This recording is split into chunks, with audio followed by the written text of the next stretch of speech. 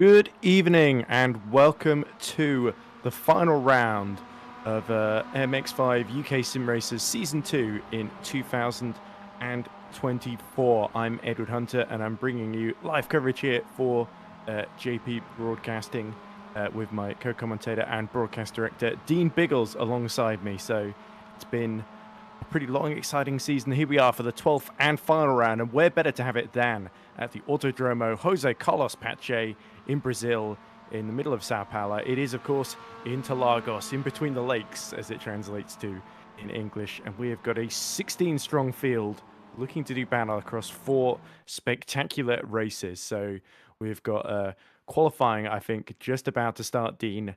And the final opportunity this season for our field to really impress us. Remember, we've got the Pro class and the AM class as well to look out for as well.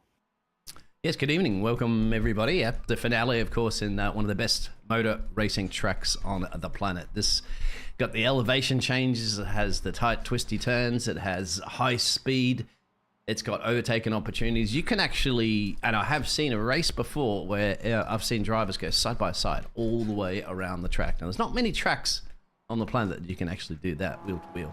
So it's going to be quite interesting. Make sure you do look out too for the lone pine tree that's actually inside the barriers. We'll see if you can spot that one too, my friend. And it's good to be casting alongside with you. Well, I'm going to be, I think, a bit more preoccupied by all the MX5s on the track itself for the most part. Although saying that, I did just see while we were doing our intro there, somebody going completely off at Junchal, far from Kimi Räikkönen it. They went straight into the barriers out of turn 12. So let's hope most of the field is able to keep it clean. But from what I remember commentating on this championship before, we did see a lot of side-by-side action. We did see, I remember when I commentated at PIR, but there was a lot of slipstreaming down the back straight, essentially. And we know we've got that long run into the center S in turn 1. I'm sure we're going to see a lot of positioning. And then, of course, downhill again, down the Reta Aposta out of Curva de Sol into turn 4, Descida de Largo. That's going to be another great overtaking spot. But anyway, qualifying about to begin here, and this is all about sewing together the perfect lap on the rich tapestry that is this Autodromo Jose Carlos Pache circuit, of course. 4.2 kilometers in length, so it is one of the shorter laps we have, as we see a load of birds flying off in the background. Yes, exactly. Well timed there. Here is your championship standings, and this is the state of play, which is 4 races left to go, all here at Sao Paulo. It is Tom Griffiths that leads the standings by 16 points over DOF Reality / Sim Racing Studios Daniel Hunt, who of course has given him a big challenge all season long. Jamie Ayres is in 3rd on 1,226 points, so he is just under 40 points behind Hunt.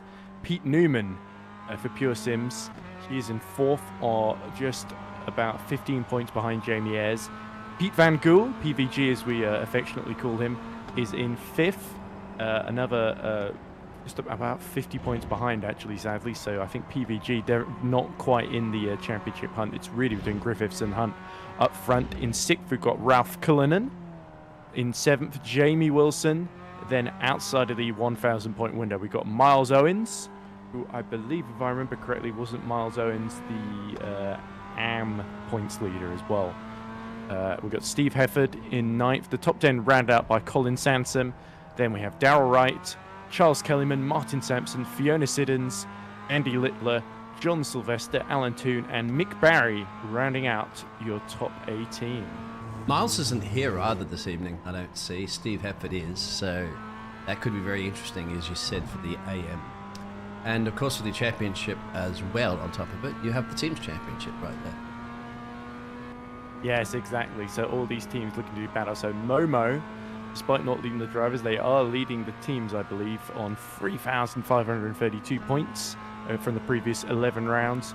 Result Clothing iRacing team is on 2,564 points, which of course is about 900 behind. So a pretty unbreachable gap, I would reckon, from my maths. I don't think you can gain 900 points across 4 races unless you get loads and loads of points for each. But yeah, Optical were in 3rd, of course. So the team's championship very much a bygone, but I think the focus very much on the drivers then, that 16-point gap between Hunt and Griffiths in the lead then. So Tom Griffiths, of course, was the previous season's champion as well, carrying the number 1 on his car. But we ride on board with the green MX5.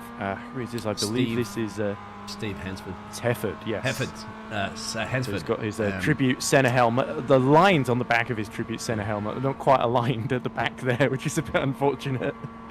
All the Brazilians will be very upset about that, yes. You can't tell from the other angles, so I imagine he'd be wanting people to look at back at him from reverse view rather than backwards looking forwards, essentially. Yeah, Hefford being a little bit distracted by the 2 MX5s in front of him, and usually we don't talk too much about traffic at Interlagos, but as we see him just getting into the Bico de Pato, the duckbill, that's turn 10. And now downhill through into Mergulho as we ride now on board with another car that seems to be getting very, very wide out of a Subida de Boxes, which is the long run towards that start-finish line. So he's just making way so people can start their lap there. And it's very, very difficult to find space here, isn't it? Oh, absolutely. Well, he made a mistake, as you said, up into that last corner almost. And he was actually leading this pack. That was Dan. So they're going to start getting some times, and he'll be a little disappointed with that one because I think that'll actually be a validation on the track. Yes, it will. We'll just see if somebody's going to be going around the line soon. Let's go on board with, say, Sir Alan Toon, my friend. He's about to start another lap, and you can give us a hot lap guide from the driver's perspective around Interlagos. Here we go then. So the driver of car number 65, Sir Alan Toon himself, starts his first flying lap. A bit of an up and down season for Sir Alan. I believe he's not quite in the top 18, but aiming to be so at the end of this. Into the center S we go, turn 1, tight towards the first apex, and now setting up for the second. Plenty of curb used, but just about survived by Sir Alan there as the exit and into the long left-hander that is Curva de Sol. Leans out to the right then, so he has to do the least steering possible so he can stay in a straight line for as long as possible down the long run through the Retroposta, and that's all about the breaking point for Descida de Largo, and Alan Toon just getting it turned in there over the curb, and he's going very tight actually through Descida de Largo. Into 5 we go, so he's trying to make sure he sort of squares off the corner essentially, which is a preferred driving style of some other drivers might like to just swing it in. Into Ferradura we go, so he went all the way up to the grass on the outside before getting that long turn into the right, and it is sort of one of those corners that can spit you out if you're not careful. Immediately we're into SA turn 8, and just losing the back end through Pinheirino, which is the banked left-hander essentially. There's the pine tree in the middle, I believe. Palm tree, sorry. Into Bico de Pato we go, and again this is the duckbill corner, so this is another one where you slow right down into first gear essentially, so you've got to be careful as you now swing downhill through Mergulho. Again, building up speed towards Junchan. It's the last proper corner of the lap, as far to the outside as he can get away with. Turns in, just about meets the apex, and mounting the curb on exit there. So I think Sir Alan probably did not intend to go quite that far, but now just Subida de Boxes to go, turn 14 and 15 then, this long run across the back straight. You'll see him sort of dip very briefly into the pit lane entry here before deciding not to go in, and now completing the lap. Across the line we go. Where is this first lap going to put Sir Alan Toon? It's going to put the British driver in, I think, in 15th position, so ahead of Darrell Wright, but it's Dan Hunt on a 1:51.6 that has set the fastest time, and exactly when he needed to as well. So Alan Toon's lap 1:58.3. So that's about 6.6 seconds off the pace then. So more time to find certainly for the number 65, but it's that fight up front that is probably going to be the most engrossing one. Here's the 1:36. That's Martin Sampson currently in third, just a tenth and a half behind Jamie Wilson in the 87 then. So Martin Sampson desperate to get the optical car onto the front row of the grid then, and where is he going to need to find the time? He is on a personal best actually, Sampson, through sector 2, so let's see if he can make anything of that then. Just Jun Chao to go then, and he is a lot further to the inside, manning a lot less of the curb than we saw Sir Alan Toon do. And important lap here for Sampson with 7.5 minutes left to go. There's somebody slipstreaming off the back of him as well. So let's see if that's going to be a factor here, because people could be timing their laps to make sure they're the last over the line and getting the benefit from the toe of the guy ahead. The driver ahead, I should say. Zach, just bear with us because we have one of the drivers out there that hasn't, it's not showing up correctly on the timing tower, which will get that fixed. That's Ollie Ricks. So let me just adjust that in the background. So Ollie Ricks, unfortunately, doesn't seem to be in either of the two classes, so that's why he is currently 13th, but it's sort of grayed out at the moment. But he is definitely in the 995, currently set the 13th fastest time. I think his best lap so far, I believe, is it a 2:0? No, it's not his best lap. That's just the last lap that he did. I believe, best lap is 155.6, which has just been beaten by Andy Littler. As we look at the 136 of Samson just going off track, and now a swarm of cars on hot laps that he has to just leap out of the way of, Dean. And that can be that is always a bit of a difficult situation, because you really don't want to get in trouble and provoke the anger of the rest of the MX5 field, especially with 4 races still to go. You don't want to end up being a target out there, as we now cut to the 72 of Steve Hefford in 5th position. I believe Ollie Ricks, if anybody can confirm that out there, is a AM driver. Either that, or if he is a pro driver, he's definitely off the pace at the moment. Well, you can see there about almost 4 seconds off the pace. So I think he's... but he is still ahead of Sir Alan Toon, which is probably the benchmark, along with Darryl Wright there in the back of the field. So Sir Alan Toon, one of those... I don't want to say have a go heroes, but he's one of the ones who always shows up and always seems to race well from the back of the field, even if he's not fighting for the very, very top positions. He's always a pleasure to watch at work, I think it's fair to say. And I think the quality of the field here at UkSimracers, they're all pretty competitive. There's always somebody of your ability level that you can fight with, it seems, no matter where you are in the pack. Ooh, and there we go, Tom Griffiths.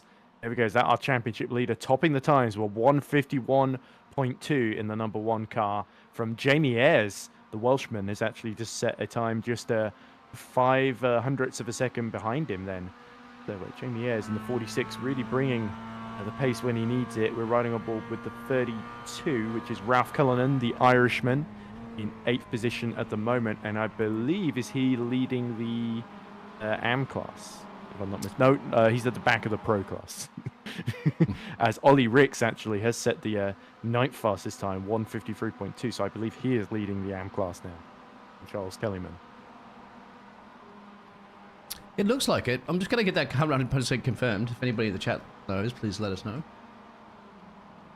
Yeah, I should probably get the chat up just so I can see if there are any interesting messages there that we can refer back to. I know that Mr. Barry, hello, out there, is, I think he's here on a little vacation or something like that, don't you, my friend? He said he'll be back next season. Another week's rest. So looking forward to having you back, Mr. Barry. Certainly one of the intros that we had here at the JPBroadcasting, where James is screaming his name as he crosses the line.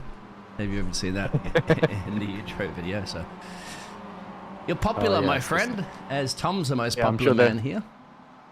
Sure, there are more classic moments to come from Mick Barry. But anyway, we watch Cullinan completing his lap. Who's that? There's a whole host of cars behind him trying to slipstream off the back of the Irishman.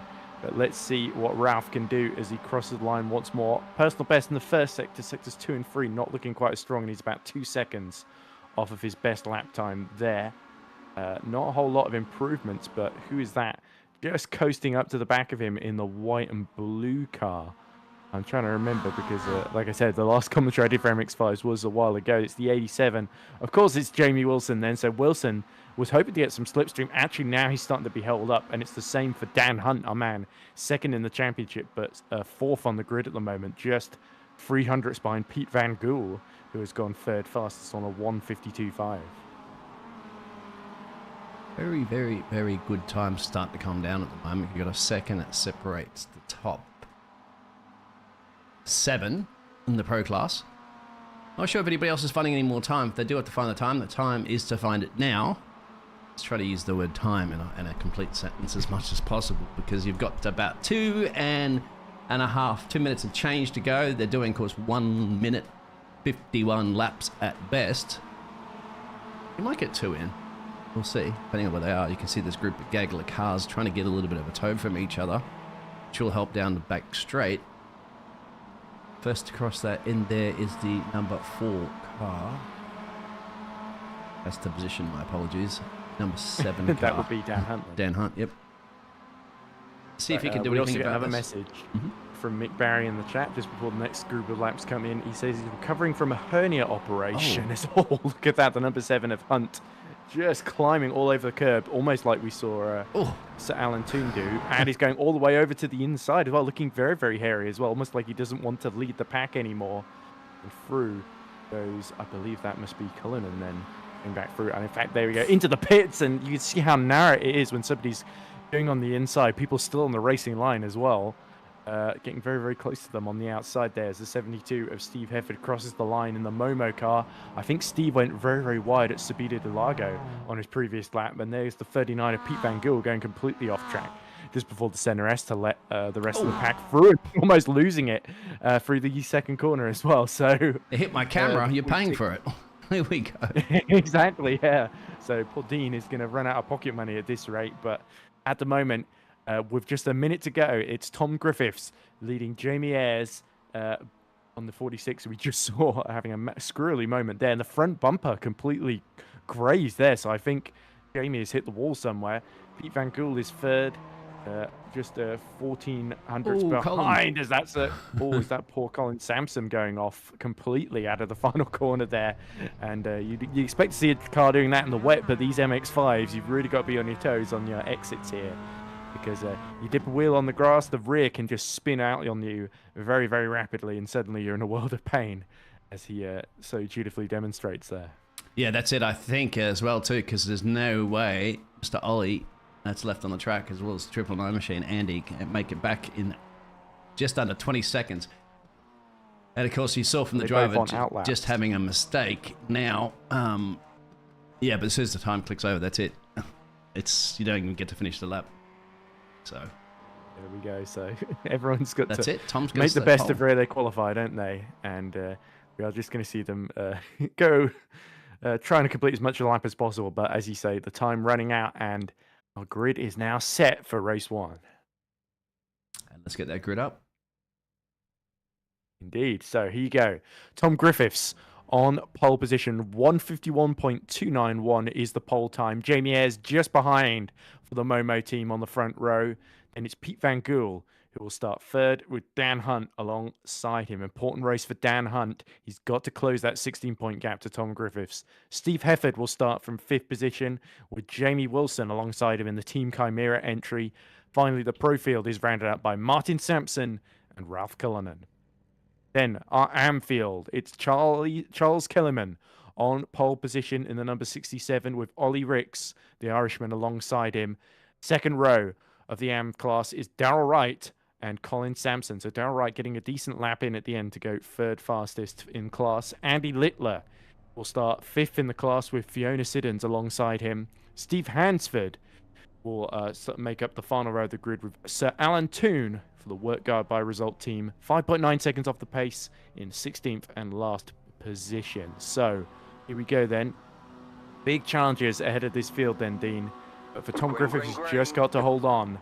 And the lights go out immediately, and we are underway for race 1, heat 1 at Sao Paulo. And Jamie Ayres is going to try and lean in as you see how sparkly the cars are in the afternoon light into turn 1. Jamie Ayres tries to extend the braking zone into the center S, but unfortunately for him, Tom Griffiths gets there first as the pack rushes in and somebody is spun. Oh, I think that's Kellyman in trouble. So the pole sitter in the AM class is facing the wrong way, and it looks like Ollie Ricks has been collected too, and Martin Sampson hitting trouble as well from the middle of the pro field. So 3 cars coming a cropper through the center S there, Dean. Yeah, you can see at the moment, so the top 6 haven't changed any of this, but you can see in the helicopter camera. But unfortunately, as you said, you've got Ollie, Martin, and Charles that have been involved in that early incident. And further at the back there, it looks like Andy's also gone around. Yes, he has. Oh, went into the wall. It's not good for Andy Littler. It looks like they were all understeering into Subida de Lago because Tom Griffiths went a bit wide off track. Jamie Ayres almost followed him in sympathy and nearly lost the position to Pete Van Gool. But I think at the moment, this top 6 group here, they're all waiting for that start-finish line because that's going to be prime slipstream opportunity here. It looks like Fiona Siddons has hit trouble as well. So that's 5 cars that have hit trouble and spun around. But Fiona Siddons luckily just spins on the infield coming out of SA there and into Pinjarino. So no harm done for Fiona Siddons. She still gets going in 14th position just behind Ollie Ricks now. But look how close Jamie Ayres, the Welshman, getting to the back of Tom Griffiths here. So Griffiths is exactly where he wanted to be, but he's going to be creating a massive hole in the air for Ayres and Van Gool to take advantage of here. Yeah, this is what you've seen all season long here at the UkSimracers. Just a gaggle of cars together, lots of overtaking, lots of tangling. Got teammates that have taken other teammates out before. Here's an opportunity down the SimRacers. Yeah, Ayres on the outside then. So Tom Griffiths, how late is he going to break into turn 1? The 46 tries to go all the way around. He's going to reach the apex first. Bought turn 2 there, and Tom Griffiths just about survives on the inside. And meanwhile, Dan Hunt has got by Pete Van Gool, and so too has Steve Hefford then. So Hefford actually making a very good recovery here on the start of lap 2 here as they're going into too wide then towards Desida de Lago, and Griffiths has reached the inside before Jamie Ayres then for turn 3 then. So Jamie Ayres is going to have to swing out wide, and that's going to cause him to understeer through turn 5. And Jamie Ayres is just going to try and keep his foot in. Now he's got the inside then for Ferradura and Larangina. But look how close the top 6 all are then. So this is Ayres, Griffiths, Hefford, Hunt, Van Gool, and Wilson, with Ralph Cullinan slowly catching them.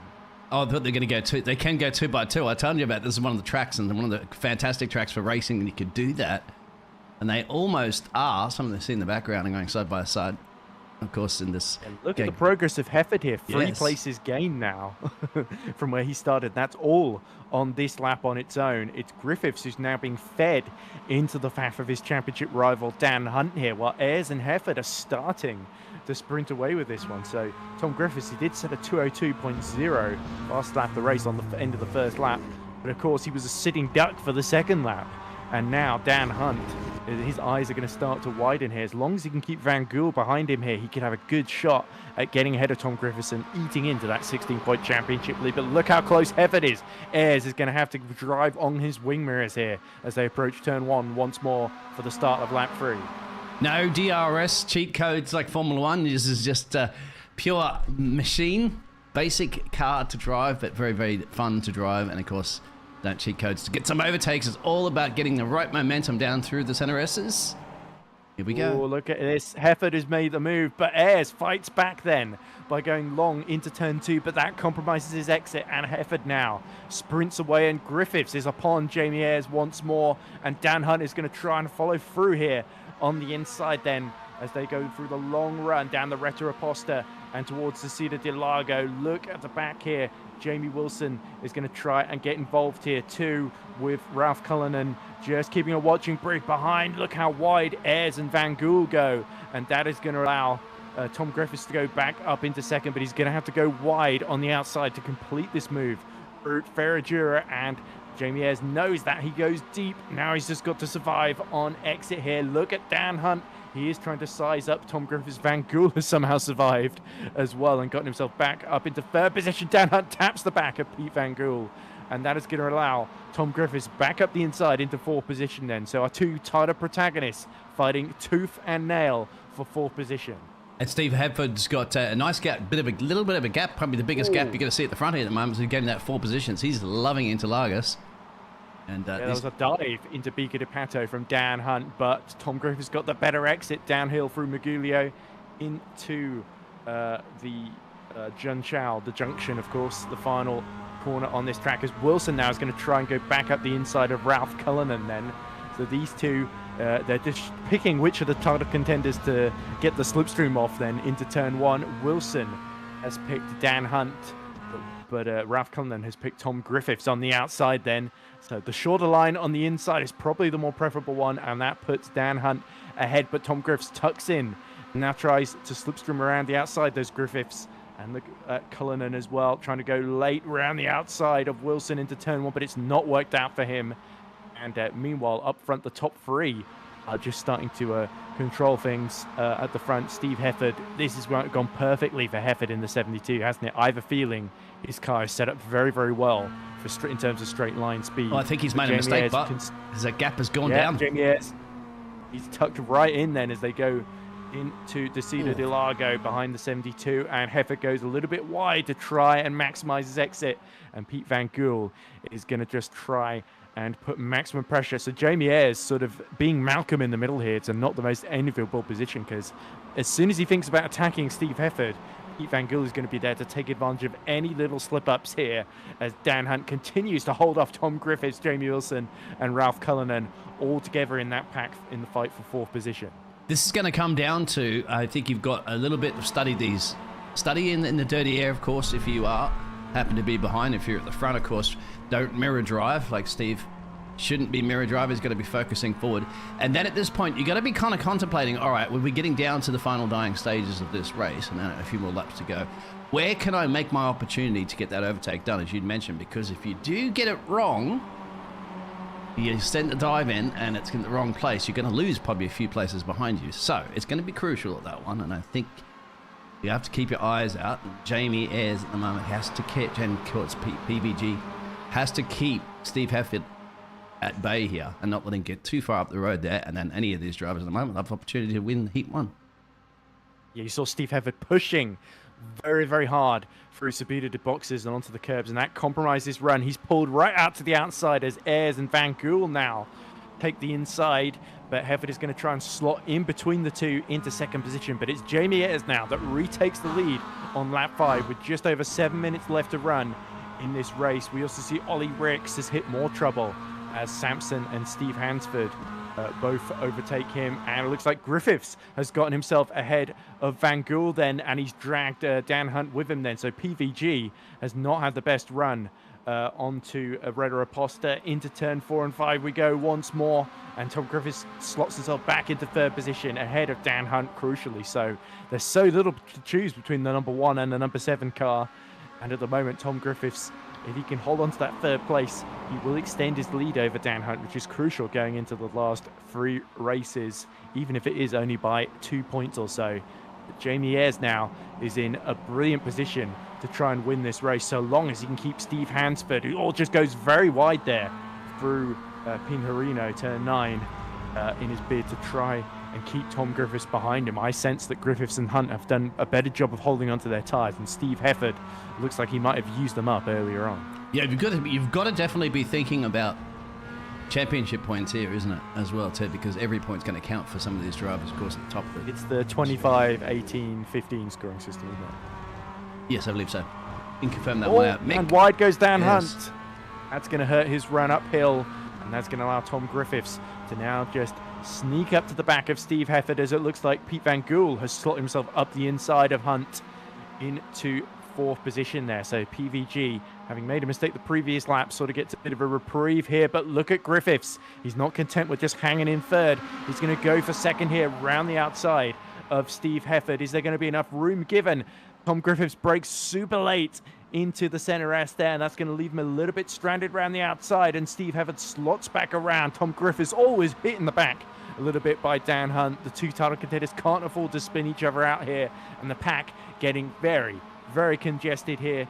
It's really just half a second between Griffiths, Hunt, Van Gool, Wilson, and Cullinan here. Fantastic duel. Meanwhile, in AM class, we've not focused at all on that, but Colin Sansom leads Darrell Wright by 1.6 seconds as Hunt up the inside of Griffiths.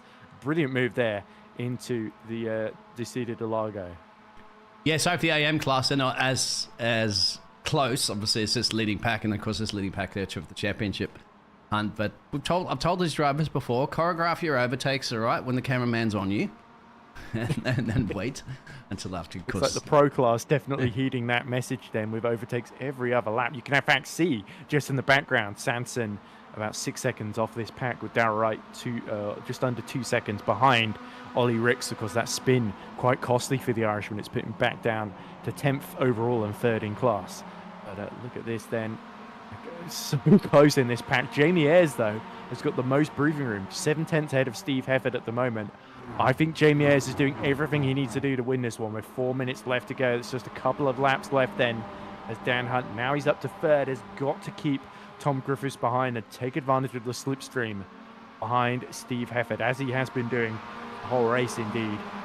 Pete Van Gool could still be a threat to Tom Griffiths as well if anybody slips up here. So Hefford really, he's being saved a little bit by the slipstream from Ayers, but unfortunately the likes of Hunt, Griffiths, Van Gool and Wilson are all getting double and triple slipstreams. And here comes Dan Hunt going for second into turn one.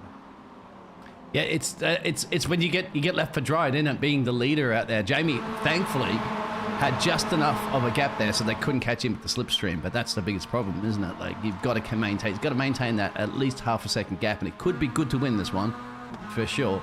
It could be very, very good indeed for Jamie Ayres, but look at this, Hefford trying to fight back against Dan Hunt. We thought that Momo car had good straight line speed, and so it proves as they go side by side into turn four. And Tom Griffiths is going to try and follow through down the inside. Dan Hunt pulls across, leaves just enough space then for the championship leader, and the battle absolutely continues tooth and nail. What a fantastic duel we've been treated to. Dan Hunt still side by side with Steve Hefford. Hefford's going to try and go around the outside through Larangina and Ferradura here, uphill into SA they go, and unfortunately there's the board in the way there, but there you see Hefford is still got a little bit of overlap then into Pinherino. He's going to try and go round the outside through Bica de Pato then to complete this move, and Griffiths threatening to make it 3 wide here if either of them slip up.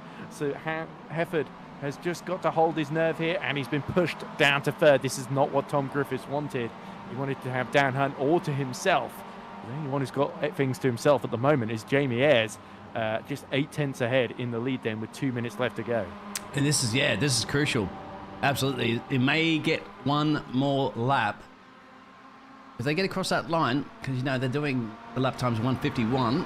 We've got 154 remaining in this one. No, this will be the last lap. I think that should be the white flag coming out from Barney in a second. Yep. So 146. Yeah, we haven't got time really for another lap here, but they're still going side by side in the battle for second. Hefford is making another run using his straight line speed into turn one, and it's 3 wide into the center S, and contact between Hefford and Dan Hunt.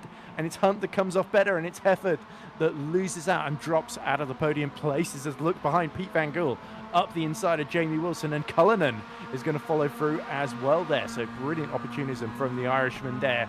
Now he's going to go for the Dutchman ahead of him, a PVG on the long run through to Interlagos. Here we go. This is it. Last opportunities. Griffiths and Hunt side by side into Decido del Lago. Hunt has to hang it round the outside here, but Tom Griffiths still side by side then, and it's nothing to choose between our two title protagonists, except that Hunt has just got that little bit of overlap, pushes Tom Griffiths all the way to the outside as much as humanly possible without being too unfair and pushing him off track then. And Hunt holds his line, and now Ayres is being caught here. And we got 7 cars all within half a second here. This is an insane finish being lined up here, and Jamie Ayres pacing himself. Has he ran out of tyres here on the final lap here? And can Dan Hunt steal this win at the final opportunity? He's getting very close, and almost too close. He goes wide for Bica de Pato. Through goes Tom Griffiths, and they collide! Oh no! And that's Griffiths and Hunt off track and falling down to 6th and 7th then. So Steve Hefford back up into second with Pete Van Gool up the inside of him at the final corner. Has Van Gool gone too deep himself? Jamie Ayres is going to win, but who is going to finish second? I think so. That's going to be a drag race. Jamie Ayres, of course, no problems. He's going to be glad. He got really, really close towards the end there. He had, thankfully, got a little bit of breathing space between the two other drivers. No. So Jamie Ayres will win this one. 4 cars fighting for second. Here we go, it's Hefford that leads, but Pete Van Gool is all over the back of him, and look at Wilson and Cullinan side by side in the battle for 4th position. They cross the line. It is Ayres that wins from Hefford, Van Gool, Wilson and Cullinan. Griffiths recovers to 6th, but Dan Hunt has dropped down to 11th there. So there's going to be very, very controversial between our two title protagonists. So Griffiths does end up extending his lead, but Dan Hunt, after that one mistake into Bica de Pato, that was the difference between winning and ultimately finishing 11th. I think the steering looks a bit compromised there as well. He looks very, very disheartened by that. Let's have a look at the very moment that it happened. Quick, while we have a quick second before we switch over there. That's just... So you saw he he went too deep into Bica di Pato. That forced him onto the curb, and then he spun up the wheels and that was what caused him to collide with Griffiths, wasn't it? So I have to say, I don't think I can blame Griffiths too much for that one. All right, and now we've switched over to the next session. So sorry, I can't show those replays anymore. But wow, We'll I assume that could be a crucial one in deciding this championship then, isn't it? Because 11th and 6th, that's a huge point swing for Griffiths now. So it's going to be much more than 16 points that he leads by. But confirmation then of the result of Heat 1 of 4 from Interlagos. So it's Jamie Ayres that takes the victory by 8/10 over Steve Hefford. Pete Van Gool holds on to third, just from Jamie Wilson and Ralph Cullen, who's crossed the line side by side in 4th and 5th. Tom Griffiths survives, but it's not the podium he would have been hoping for. 6th position in the end, ahead of Colin Sampson, who wins the AM class from Darrell Wright, and Ollie Ricks, third in the AM class in 9th. Steve Hansford crosses the line 10th and 4th in class, and it's Hunt who unfortunately crossed the line 11th and penultimate in the pro class from Martin Sampson after spinning off into the infield and taking a bit longer to recover than Tom Griffiths. Fiona Siddons finishes the race in 13th ahead of Sir Alan Toon. Then the field rounded out by Charles Kellyman and Andy Littler, who both came into trouble on the opening lap. So they'll be hoping for better luck in Heat 2. And get your pencil out, all right? Get your pen and paper out, or pencil and paper. So we can start trying to work out at the moment, because this is the final round, of course, so it's going to be a little bit of math crunch time. Yeah, Peter's PBG's confirmed that Ollie is a AM class, so got that one correct, thank you. But Ollie Ricks, of course, is just stepping in new into the season, so he will not be in the championship hunt. But we'll try to work out, actually, because we know Dan Hunt is. Is it class points, or is it position in the overall race order? I'll see if we can get somebody out there to give us that, because I'm pretty sure it's overall order, so it would be let's see, 4th is 12 points, 5th is 10, so 8 points for 6th for Tom Griffiths, and if it's 11th and not 7th in class, then that would be no points because he's just outside the top 10, Dan Hunt. So that would leave him with a bit of a deficit there, but I've always, it's very hard for me to keep track of the point system here, but I believe this would put Tom Griffiths more than 16. He would gain another 8 points, wouldn't he? So he would be about let's see, 16 plus 8 is 24, isn't it? So the gap would be 24 points with 3 races to go then. So Daniel Hunt still in it, and Jamie Ayres, of course, the winner. Yes. Now, obviously, that secures his third position, because I think he's mathematically a bit too far back to it, because he's over 100 points behind Daniel Hunt going into that one. So. That's Jamie wins every race. There's a good possibility. Might be enough possibility, right? Well, that's obviously depending on where Tom and Daniel do finish in the remaining 3 races. But you never say never at that. Even Pete Newman, but then again, Pete Newman didn't get the race win, did he? So I don't think that's got to be enough. And Pete Newman's I'm not sure actually Pete here, today, so I don't remember saying his name. Yeah. No, PBG can obviously steal that position away from Pete if he gets enough points here this evening. But that's we can, and that will be what's motivating him.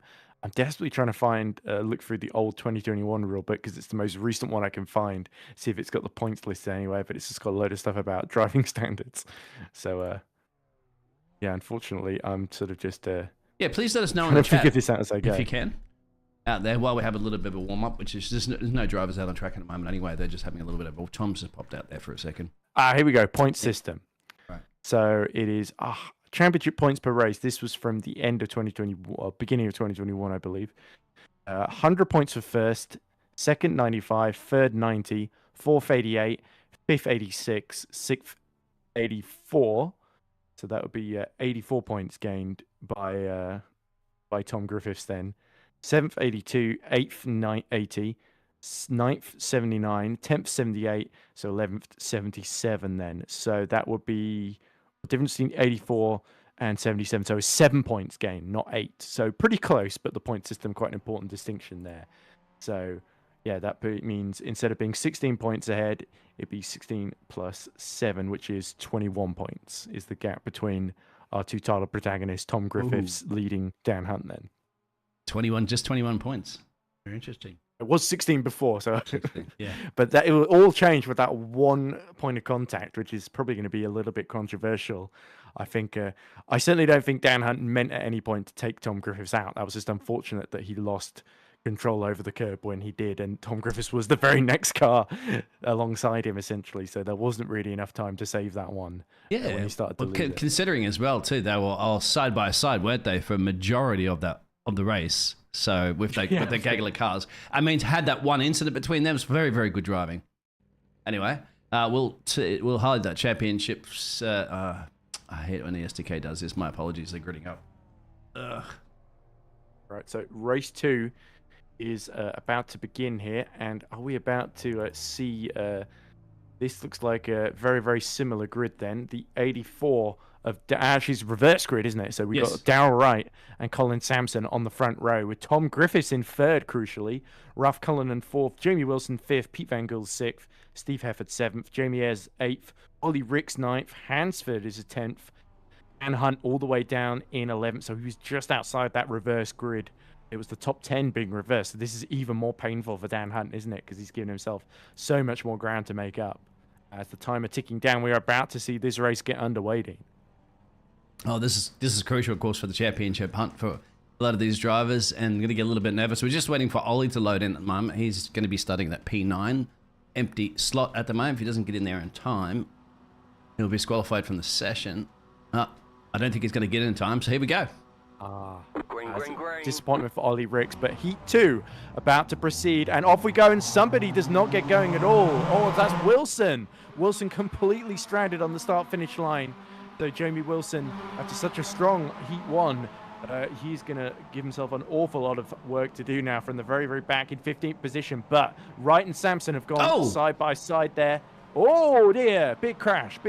And it's Darrell Wright from the front row who's been collected.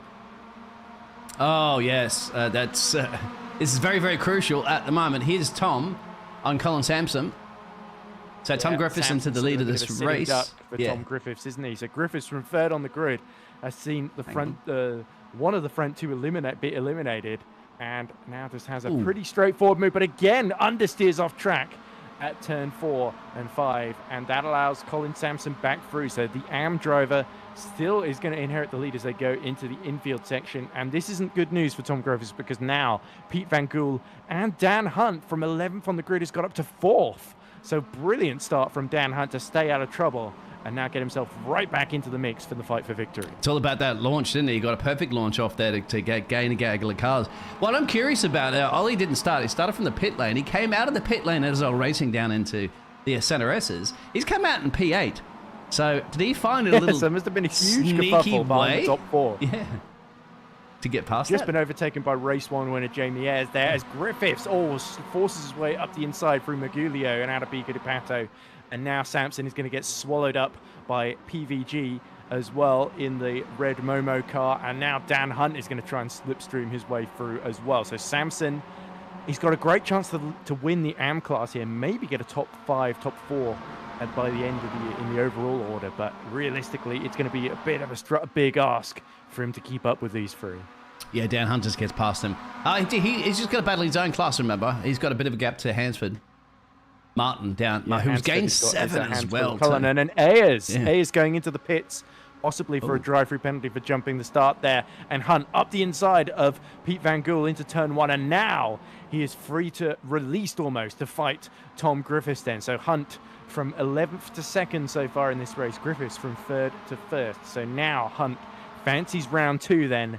He's going to do exactly what he did in race 1, slipstream Tom Griffiths and push him all the way. And this time he's going to hope to come out on top and hope that it doesn't end in another collision. Remember, 21 points separate these two at the top of the table. This is going to be super fun to see these two at it. We've seen them at it all season long.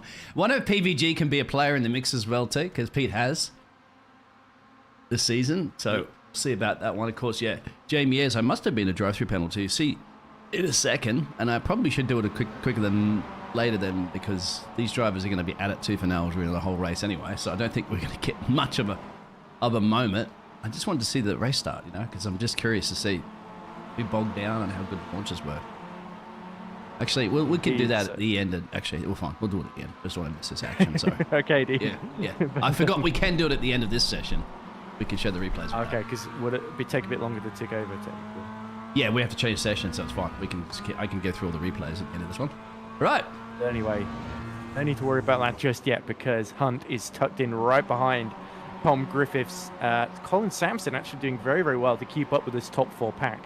And that is sort of going to insulate him from Sampson, Cullinan, and Steve Hansford, which is really the next driver he's fighting against. Hansford has got Ricks, Kellyman, and Siddons all slipstreaming each other in that fight for second in the AM class. But here we go then. Dan Hunt is going to pull to the outside and out of the slipstream as they cross the start-finish line to start lap 3 with 11 minutes left on the clock then. Tom Griffiths is going to be breaking late on the inside to defend this one. Look, Dan Hunt almost going off track there. Such is the wide line he takes into the center S there, just to make sure he doesn't collide with Tom Griffiths again, I think, more than anything else. And now Pete Van Gool might be trying to take advantage and down the long run through the Retroposta. And Samson, surprisingly, still keeping both of all 3 of them with close company here. So Samson could potentially be the wild card rather than PVG here, I think, as we see PVG, or just trying to go around the outside, actually, of Dan Hunt. Dan Hunt is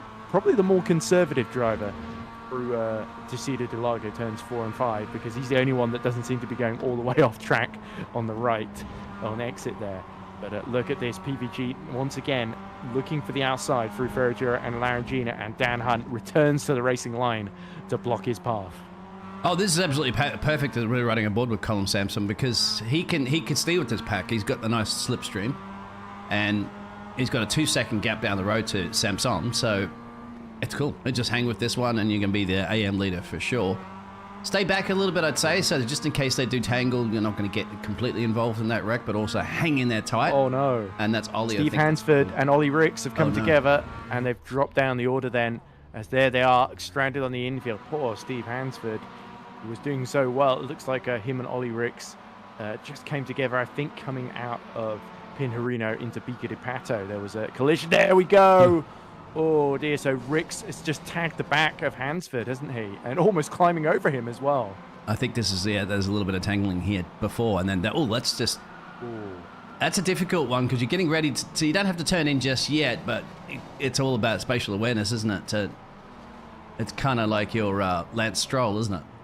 You don't even notice that there's other cars near you. You saw through Pinjarino that Hansford almost pushed... Ollie Ricks as wide as he could onto the curb, and unfortunately was there quite enough space. You see Ollie Ricks sort of almost it almost looked to me like he lost it and almost hit the side of him there, but I'm sure from Hansford's point of view it's almost what happened there. As we see the lead battle continuing on, look at this, Dan Hunt and Pete Van Gool side by side then through the Bica de Pato, not the Bica de Pato, sorry, that's the Desida de Largo, been between the lakes, and Hunt has been able to fend him off. But look at Samson now having a go at Pete Van Gool round the outside then into Larangina, and surely he's going to have to back out this one, but Dan Hunt tries to go all the way around the outside of Tom Griffiths for the lead here. That's a bold, brave move, and he's going to be stranded a bit on the outside here. That's going to be a difficult one for the British driver to pull off against his countryman, and indeed Tom Griffiths just slots back on the inside through Pinjarino there, but brave attempt there from Dan Hunt to try and hold on to that one. Unfortunately, he's not gained a whole lot out of this one.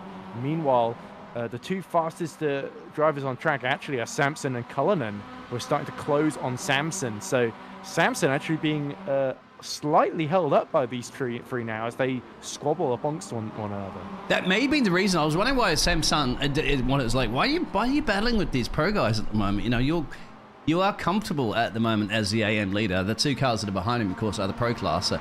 But maybe he's seeing that fact that if he doesn't get a move on and do something soon, these other cars will be catching him. They are catching it at a pretty good rate. And we're going to see 3 wide for sure.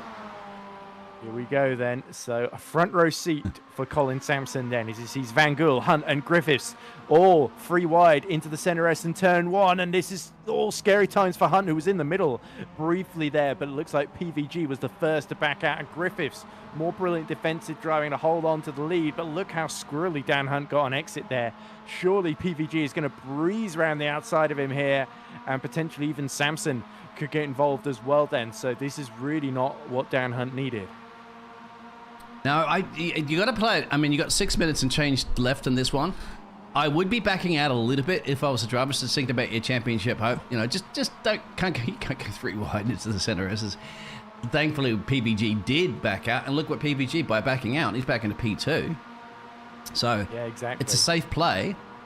The only thing is, right now they've got to make sure that they keep Tom at bay, and you know, because we've seen that so far, that eight temps gap isn't enough at the end of the day, unless you're absolutely perfect and don't make a single mistake, of course, at this tricky sector here. We saw that for Jamie Ayres in Heat 1, didn't we? Where Ayres, once he was able to hit the front, he was just able to control things, wasn't he? And they all squabbled amongst each other from second downwards through to 7th, essentially. But yeah, PVG now is looking like he's going to be in the box seat. And is Griffiths going to fight Pete Van Gool as hard as he did Dan Hunt?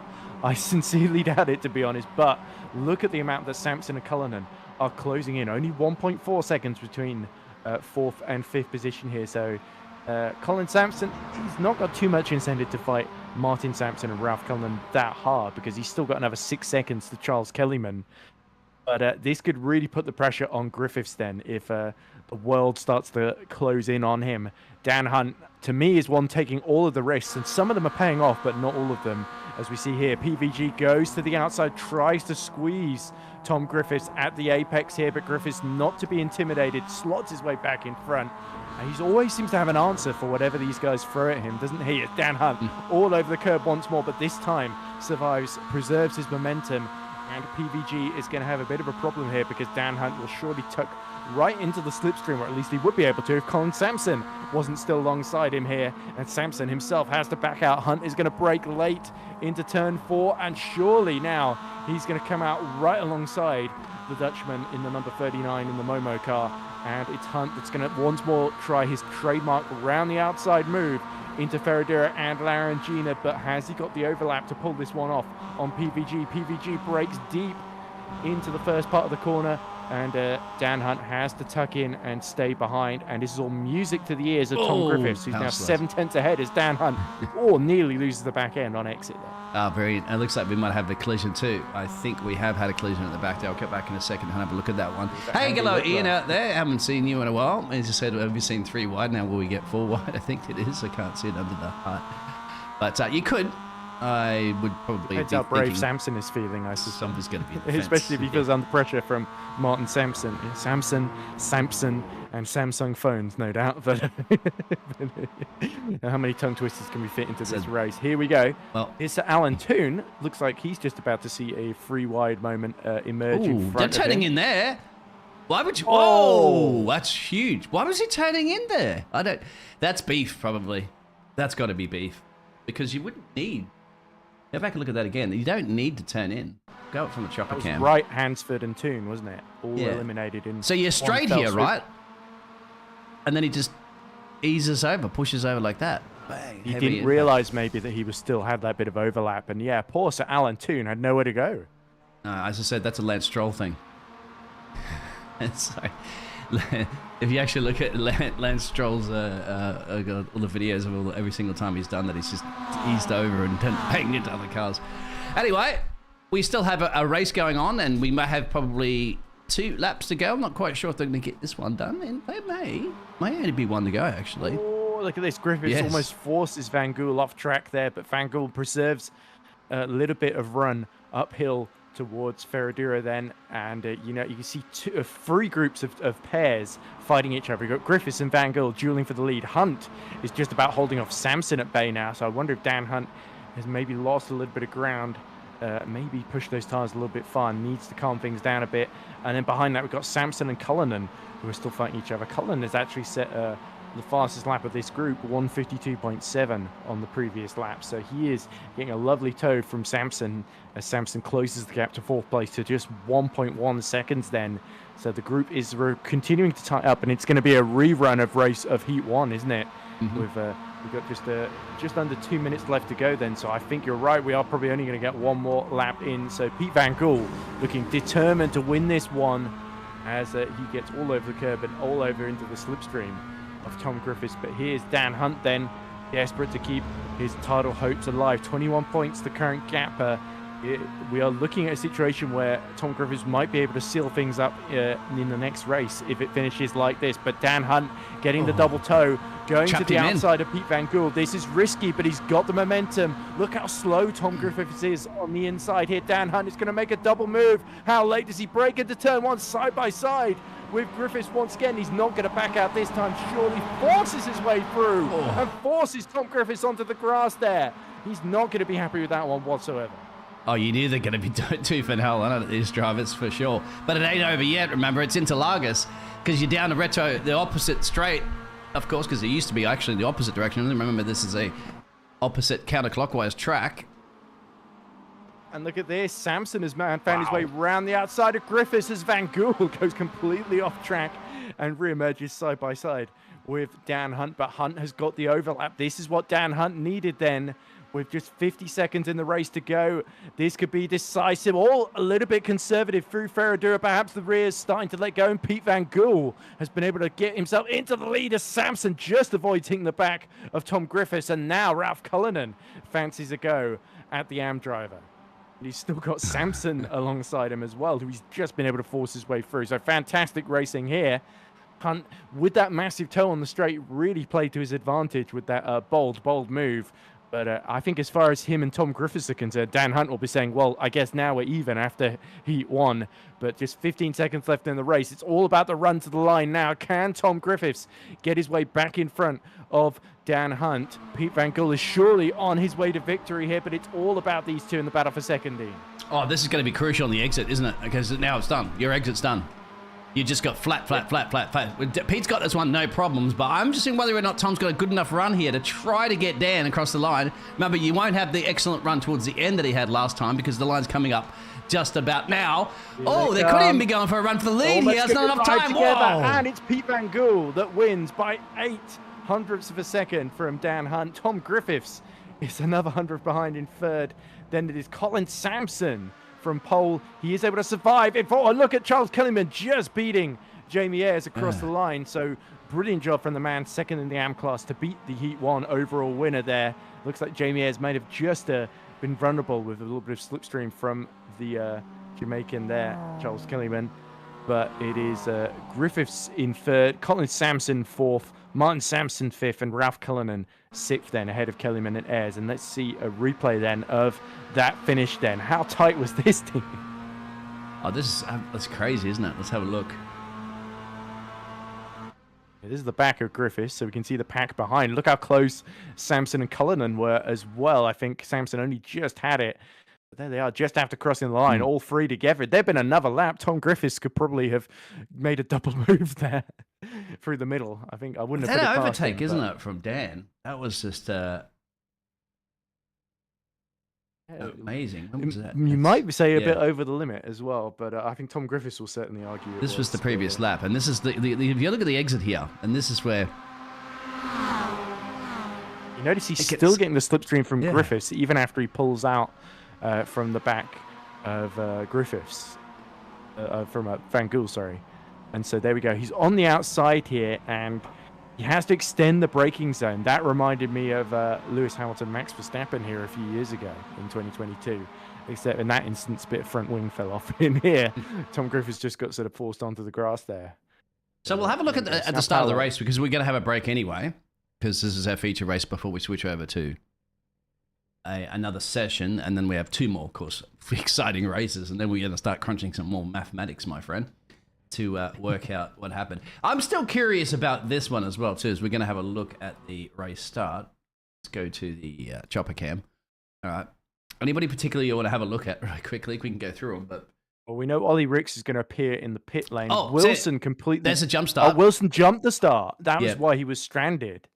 Oh, that's going to be really hard to get around that too, isn't it? Perhaps there was some sort of pedal issue where he accidentally went the throttle engaged and then suddenly it died on him. Yeah, that's a little true. bit early. But everyone did well to avoid him there, because that's really a frightening position. And Wilson was still able to finish 12th. Ollie Ricks from the pit lane ended the race in 11th as well, so good effort for him. And there is Ollie just setting off from his garage. Yeah, that's what I thought. And But you this have a is look the where he leaders comes then. back out. In a This is second. Daryl Wright about to spin off. And I think Daryl completely loses it on his own after just going side by side with Samson.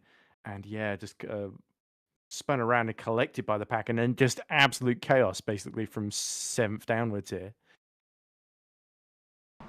And one of the Momo cars went straight into the wall. Yeah, and that's what I was curious about, because Ollie comes out of the pit road here, and look where he jumps back out. He's right in front of all these cars, and he started off the pit road. I wonder if Ollie maybe should have waited a bit longer, strictly, for the pack to clear, because that's traditionally what you do when you start from the pit lane. Yeah. He sort of gotten a little bit of an advantage, although he would have been 9th anyway, so I guess he emerged roughly in 8th or 9th after all that chaos anyway. And you can only wait in the pit lane for so long. So let's have a look at that delay. Let's have a look at, real quick there, as you said. Who was the driver that bogged down at the start, it was again? It was Wilson, yes. Wilson. Jamie Wilson. All right, we'll see if we can go on board and have a look. Yeah, there we go. He nudges forward, a bit of RPM engaged, and then he's still soaring away at the wheel, but the pedals aren't working. Yeah, that's no got to be a pedal thing, isn't it? Let us know, Jamie, if you're listening in the chat, because he's just got to sit there at the moment. You don't even want to do anything at this point. He's probably sitting there going, bloody cats, just kick the... Oh, see, now it's revving. But it's not. He's not engaging in any gears. He's probably sitting there. His cat's probably knocked the cable out of the computer, USB cable out or something like that. He's like, God damn cat. All right, well, we'll go over those results now for you. There we go. Jamie Wilson undone by the cat, but the cat that got his cream was indeed Pete Van Gool for the Momo team, number 39, winner once again this season. Another great performance by him, and that really puts him in the box seats to take 3rd in the Drivers' Championship from the absent Pete Newman, I believe. Dan Hunt gets into 2nd, just under a 10th ahead of his title rival Tom Griffiths, to gain a crucial 5 points on him. So the gap goes down from 21 back to 16, exactly as it was before he won then. So I guess Dan Hunt is thinking, yeah, we really truly are even again, back on square one. Colin Sampson from pole position gets one of his best results of the season so far, in 4th position in number 24, winning the AM class quite comfortably, with Martin Sampson in 5th, Ralph Cullinan in 6th, or just undone by Sampson at the line. There was the Irishman. Jamie Ayres, it's showing him ahead of Kellyman, but I was pretty sure Kellyman got him on the line by, was it 200ths of a second or something like that? So I think the result screen might be a little bit off here, unless no, it's correct. Charge came a little bit too late there, but it's showing him 1,000th behind, so I guess we'll go with this. Well done to Jamie Ayres for holding on there. Kellyman, regardless, takes 2nd in the AM class for Optical Green. Then we got Fiona Siddons and Andy Littler in 9th and 10th for the Work Guard by Result team. Ollie Ricks from the pit lane to 11th.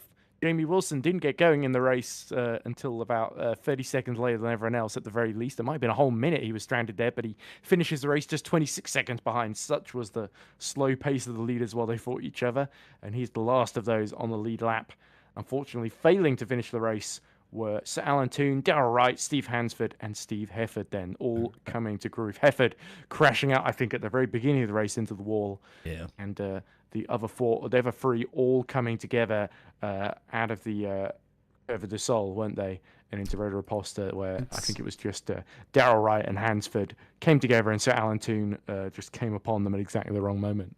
But that's why it's Kevin Sol. It's the sun, of course, and it's going to be beating down on this championship, and we'll be beating our way back in just a moment there, because we go to switch around, give the drivers a bit of a break, and then get ready for the 2 final races of the season. Don't go anywhere.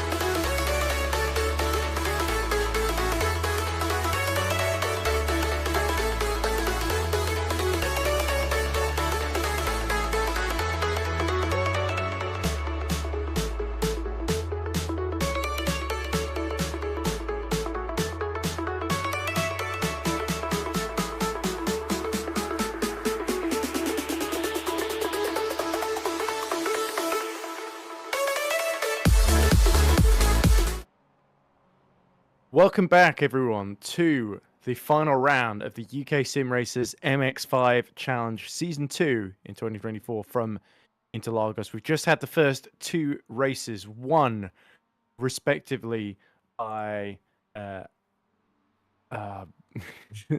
is the problem with the name. Jamie Ayres, yes, and Pete Van Gool. I remember Pete, but I was trying to remember.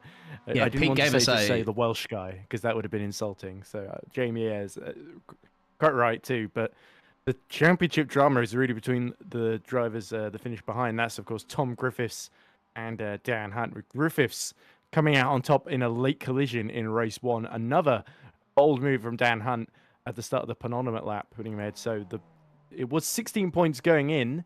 It then went up to 21 points, and now it's 16 again, essentially. So difference between we've got 16 drivers on the grid today. Difference between first, 100 points for first, and the 16th gets you 72 points. That's a 28-point difference. So 16 points to 28. So if Tom Griffiths can gain another 12 points on Dan Hunt in this third race of the four, then he could seal the championship a race early then, because mathematically it's going to be difficult to overcome a 28-point gap when that's the biggest swing you can get, essentially. If it comes down to race wins, I'm pretty sure Tom Griffiths has got more at this point in the season as well. So we'll have to see. But I think realistically, Dan Hunt now needs to close another. He needs to close at least another 5 points on Tom Griffiths to stand a chance going into that final race. I think if he goes in with 16 points or more being the gap, then it will just be a case of Tom Griffiths just needs to finish to seal the championship. Yeah, I'd say it's risk it for the biscuit time. I'd say you do a Ayrton Senna Prost. Just send it down in Japan or something like that. Just no, we will not intentionally take somebody out just so you can get and win a championship. But what's the crucial other thing as well? Yeah, go on. Well, this is a luck of the draw now for our starting grid. So this is random. Well, so this is like getting a lucky dip. Now, if Tom or Daniel could be plump last here, and that's a lot of work to do, considering how much overtaking and everything like that there is. So it's going to be very, very interesting, of course. And then the grid on the second race is decided from this one, third race. So yeah, this is where you're just gonna like sit there and pray to your gods and say, come on, give me a good position, please. And even better, let's hope you don't have what Jamie Wilson suffered, where the gearbox completely failed. Yeah, we heard about that, right? It wasn't the cat. Start of the race. Confirmed. You speculated it was a cat. I think I put that to him, and his response is, if it was my cat, then I'd have bigger problems, primarily the necromancer involved. So I assume Wilson's cat is no longer among the land of the living from that, sadly. But yeah, unfortunately, let's hope we don't have a dead cat of a race free. It will be interesting to see how things really play out here, because Griffiths once more in a sort of defensive mode, but as you saw, Dan Hunt just absolutely throwing everything at him, and it just about worked out at the end there.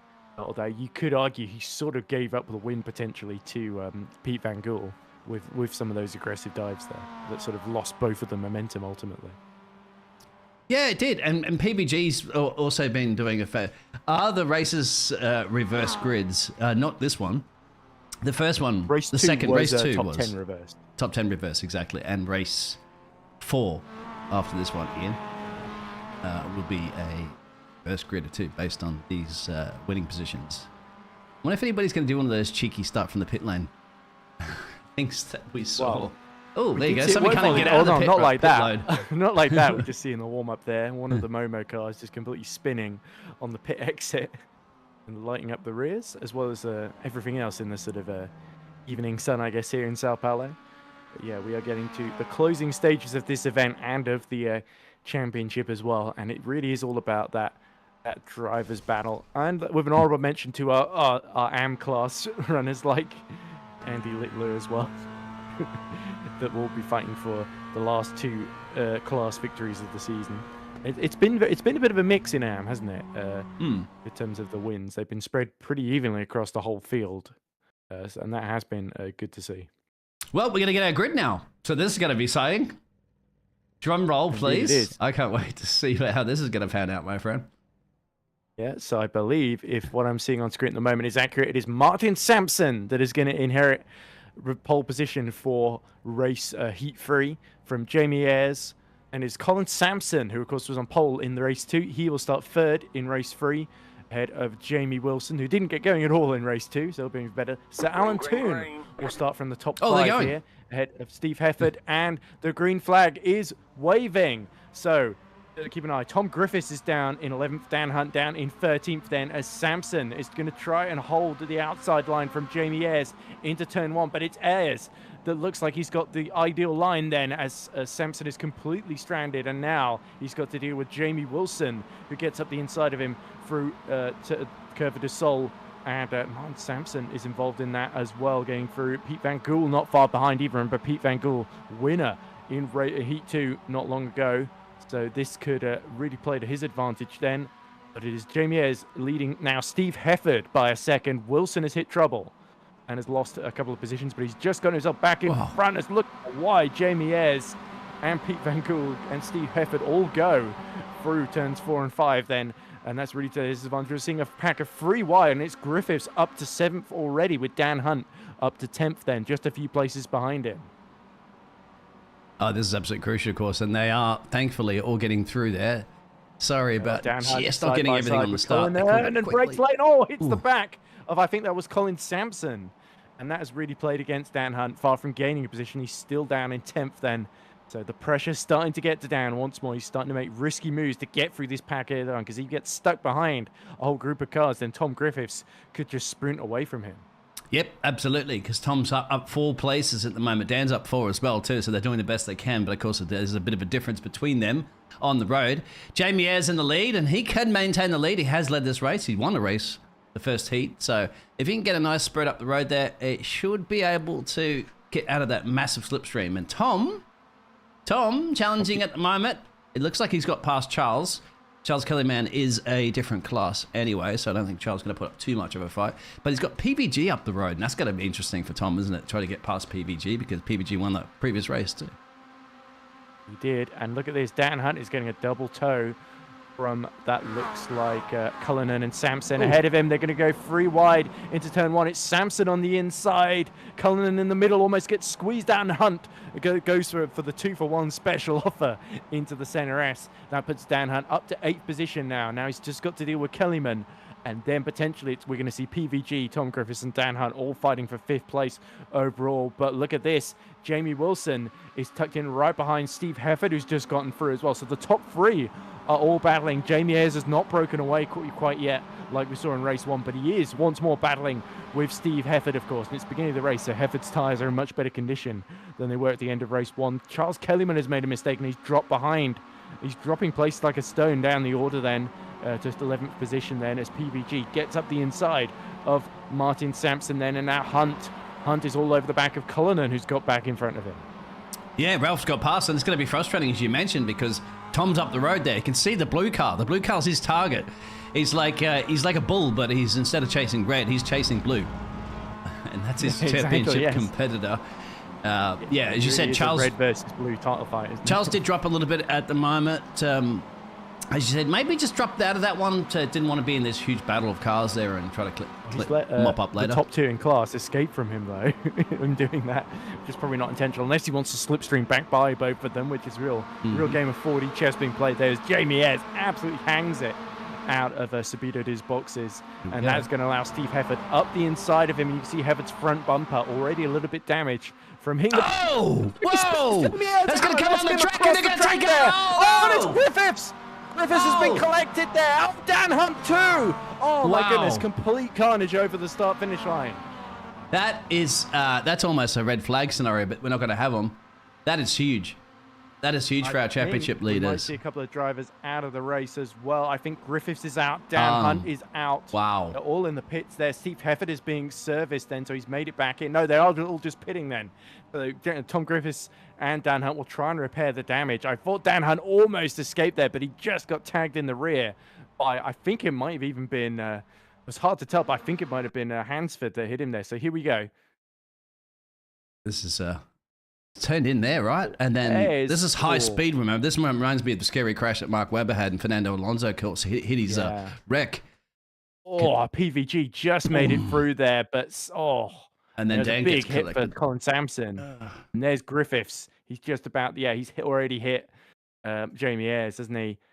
And then I think it was Sampson that Dan Hunt hit as well. So have a look, full speed. But where's Hunt? Yeah, this is where Dan Hunt's gone. And he just gets tagged at the rear, and then it's the impact with the wall that probably does the most damage there. But luckily, he's right in front of the pit lane, so he just has to turn off to the left there, doesn't he, to repair.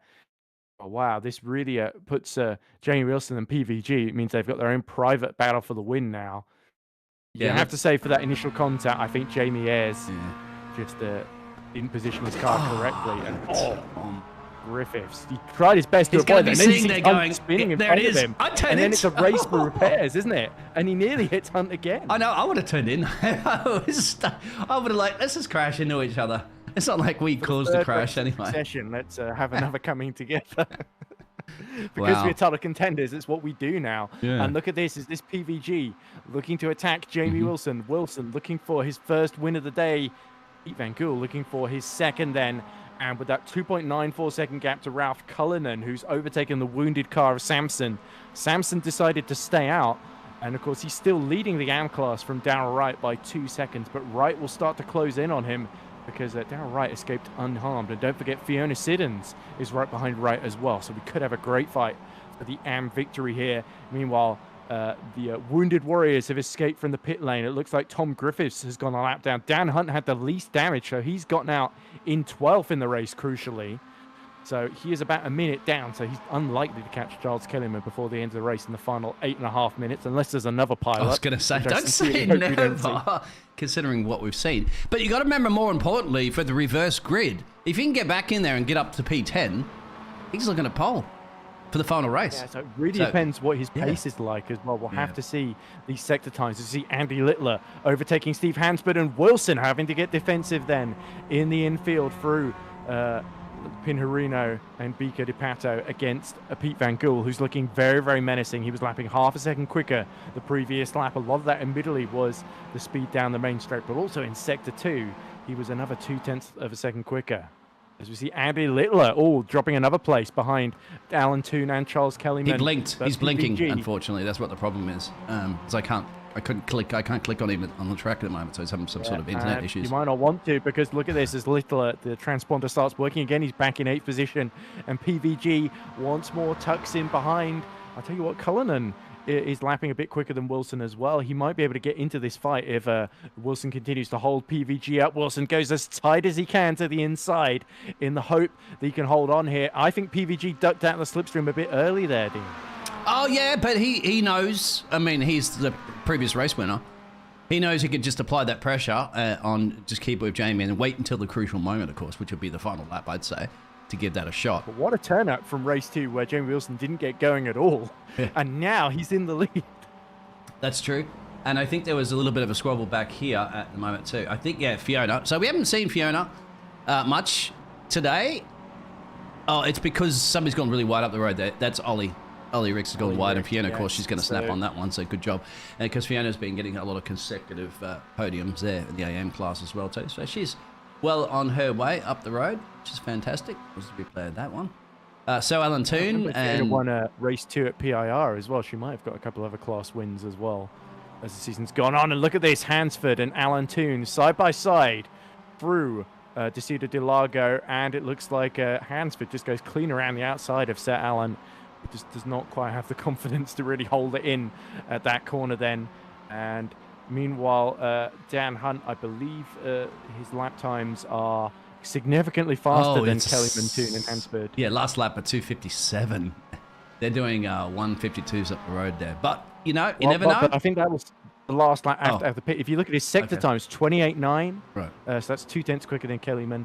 And then he was 0.3 quicker through sector 2 as well. I actually think Dan Hunt might be able... It's difficult because he's got to close a whole minute, essentially. It's not impossible, but it's pretty unlikely.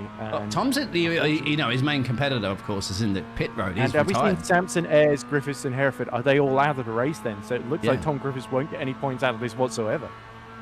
That's what I mean. Maybe I would have got some repair, unless there's repairs are just far too much. I think Pete's going to stay back here. I don't think Pete's going to go for it because he's seen it before. We have seen it, haven't we, in those previous races where you don't have to risk it for the biscuit until you're down to the final lap. But here we go. Fiona will, because Ollie got past Ollie Ricks her. got back through, coming out the long run out of Jun Chao. But Fiona Siddons is going to try and come back around the outside. Will try and just juke it out then into the second apex of the center S and force Ollie Ricks as wide as she can. But Ollie Ricks has still got the line through to Cedar de Lager there. So good effort from Fiona Siddons. Never say die, and that seems to be her attitude. And there we go. The two leaders still duking it out. Wilson just about surviving as we go into the sunset here at Sao Paulo. Then 4.5 minutes left to go of the third race of the day. Here's Kellyman having another go at Sir Alan to try and follow Steve Hansford. Alan goes all the way off track there. There's Mr. Alan Toon and somehow able to keep his foot in. So I think Sir Alan desperately wants to hold on to a top 10 position here. But meanwhile, Fiona Siddons desperate. Now she's gotten back around the outside, actually, of Ollie Ricks through Larangina there. It's a good opportunism from the number 59. You know what, I'd be interested, because this track used to be in the opposite direction. That's why it's the opposite straight that they have. There's a little lone pine tree. Good battles. Great run from Fiona there, though. Why they switched it around, apparently, because the afternoon sun used to blind you. Could you imagine going up the center S's and not down the opposite way, and you climb up there? So I'm interested to keep an eye out where the sun is coming as well, too, on the track, and that's why I'm going to see if we can get a little bit of cockpit view every once in a while there and see how blinding it would be if you get on there. But we'll go switch back over. Oof, great battling, because now Pete, let's see, Pete down the main straightaway is going to make a run for this time around to take the lead. Yeah, PVG picking his moment then. He's got the run around the outside. How late does Jamie Wilson break on the inside? The answer is pretty late, but just about on time then to take the apex there. So he was able to intimidate PVG into backing out of that one. But PVG keeps his foot in on exit then, so he will try and cut down the run through the Red Raposta. Here comes Fiona Siddons yet again. We saw she made a little mistake in the infield section that allowed Ollie Ricks to dump it inside of Biggles Pato and almost hitting the side of Ollie Ricks through the center S there is Fiona Siddons. And this is allowing Andy Littler to close in on the Irishman. Elbows out, of course, and why not? And there it is. PVG's got past, actually, Jamie. Well, not quite yet. They are side by side. You can go side by side all day and night long. Mm-hmm. Yeah, I think Jamie must have gone really wide through turns 4 and 5 because he saw PVG right to the inside because he knew that was his opportunity there. So he kept the pressure on down the Retro Reposta and a good overtake there. We'll have to see if we can get a replay of that maybe a bit later on. Yeah. But here is Ollie Ricks yet again making a move up the inside of Fiona Siddons into Larangina and Ferradura. They're going to duke it out side by side. Who's going to reach the S's first? It is going to be Ollie Ricks, but Fiona Siddons a little bit offline. And could this allow Andy Littler to get involved around the outside through Larangina here if Fiona isn't careful? Andy Littler, who's been Tom's come back out on track. Tom's come back out on track. He was doing repairs. Sorry to cut you off on that one, because we're going to go repair job then. Yeah, well, why not? You know, you never know. You never know what could happen. Can he still score points 4 laps down? I don't know. Is that technically having done enough of the race distance? I think it counts. But if somebody crashes out, like if we saw a huge crash before, we're going to go back to the leaders and see if there's going to be a switcheroo down the main straight right now. But if somebody has a big crash, and we saw probably one of the biggest crashes we've seen all season long. Is that the white flag That's out? the white flag. Is the final lap, and Wilson has retaken the lead from Pete Van Gool, using the slipstream down the run out of Subida de Boxes into turn 1. And now Wilson has just got to hold on for the rest of this lap to take his first win of the day. So great recovery from Jamie Wilson then for Team Chimera. But look at Pete Van Gool. He just seems really, really fired up. And he's been waiting patiently for his moment ever since that crash happened on lap 3 and 4. Battery tender, it says at the back of Jamie Wilson's car there. Let's see if Pete Van Gool has got the tenderizer ready then. And as the sun is about to go down, just the temp separates the two then. Ralph Cullinan has not really been able to make too much of an impression. He has been faster than the both of them, but he's left it a bit too late to challenge, hasn't he? And it looks like he might have to settle for third, the Irishman. It's either going to be a Dutchman or a Brit that wins this one as Hansford passes Charles Kellyman for 9th. Andy Littler's crashed as well too. We'll get back to that one. That could be huge for the other drivers. News for Dan Hunt as well. if Andy Littler has crashed, but up the inside goes Pete Van Gool into Bica di Pato. He's timed that brilliantly. Jamie Wilson now has just got to hope that he's got the straight line speed on the run to the line to retake that lead, but PVG will be gunning for all he's worth here. Will be defending like crazy into Jun Chao, parking the bus, holding up Jamie Wilson as much as possible, but he goes off track, and this is the opportunity for Jamie Wilson. Side by side they go, and surely Wilson now has gotten through and is on his way to victory. He's just gotten clear there at the front of PVG, so they're not going to end in a crash, hopefully, but PVG now tucks into the slipstream himself. It's just a few short meters to go then, and it's going to be Jamie Wilson that wins the third race of the day here in Sao Paulo by all 500ths of a second then. Has any race today ended with more than a couple of hundredths between the top three, essentially? But Ralph Cullinan will come home in third, Colin Sampson fourth, Darrell Wright fifth, Ollie Ricks is going to come home in sixth from Fiona Sid and Steve Hansford. Here is Andy Littler. He's going to crawl over the line, but it's going to be enough to beat Dan Hunt. So Dan Hunt, his hopes would have gone up just briefly, but Andy Littler, unless he's going to go into the pits here, he's not going to be overcome. So as Dan, you are presumably going to see Dan Hunt definitely classified. Look at Tom's car. Wait, he's driving it. He's Tom have time to repair properly or not? No, it feels I don't like think he did. given up and then decided to just go back in with his wounded car, just so he can be technically classified, I guess. I guess, why not? I mean, hey, if it's drivable, but if it's not, I could see Dan Hunt protesting and saying that Tom didn't do enough distance in the race to get points. But, hopefully not. Let's see. So difference between 12th and 13th is 1 point, but 76 points for 12th, 75 for 13th. So, well, the biggest crash of the season, right here, right now, and this is the one that really have shaped this race and this championship to pieces. Look at that. Did Sampson turn across on? Because I was a little harsh earlier. Did Sampson turn across on Ayers, or did Ayers not react in time properly? I'm not sure about. You're talking about absolute high speeds, of course, coming out of there, but that's one that they'll be looking over and over and over again, no doubt, for the stewards. It's taking a while, of course, because they're waiting for Griffiths to finally cross the line, which he did. But that's good for Jamie, because you said after that issue that he had with his race equipment, per se, in that prep. So we've had 3 race winners now. Could we have a 4th for the final one? I think we might will do. But that means our title contenders, if, and it's a big if Tom Griffiths gets to keep that 13th place, it'll be 15 points between the two then, going into the last race of the season. But there you go. A confirmation of the results. Jamie Wilson, a winner today for Team Chimera, just 38 thousandths of a second ahead of Pete Van Gool. So Pete came very, very close to making it 2 in a row. He's been on the podium in all 3 races, if I'm not mistaken. That's very, very good for him. Don't think Pete Van Gool was finished worse than second today, so he will take that gladly. Ralph Cullinan gets another podium in third, and those are the only pro class to not hit trouble, really. Colin Sampson, despite getting a little bit of a whack in the crash, he gets 4th position ahead of Darrell Wright by 4 seconds there. So good recovery from Sampson. Ollie Ricks, he gets a class podium ahead of Fiona Siddons, and triumphing in that little battle with Steve Hansford getting 8th, Charles Kellyman 9th. So Alan Toon gets a top 10 ahead of Andy Littler, who had that crash right at the end that drops him to 11th. Dan Hunt is going to finish in 12th position after repairing his car. So nearly avoided the damage as well. It would have been very, very interesting in the championship if Dan Hunt had been able to continue without making that stop for repairs.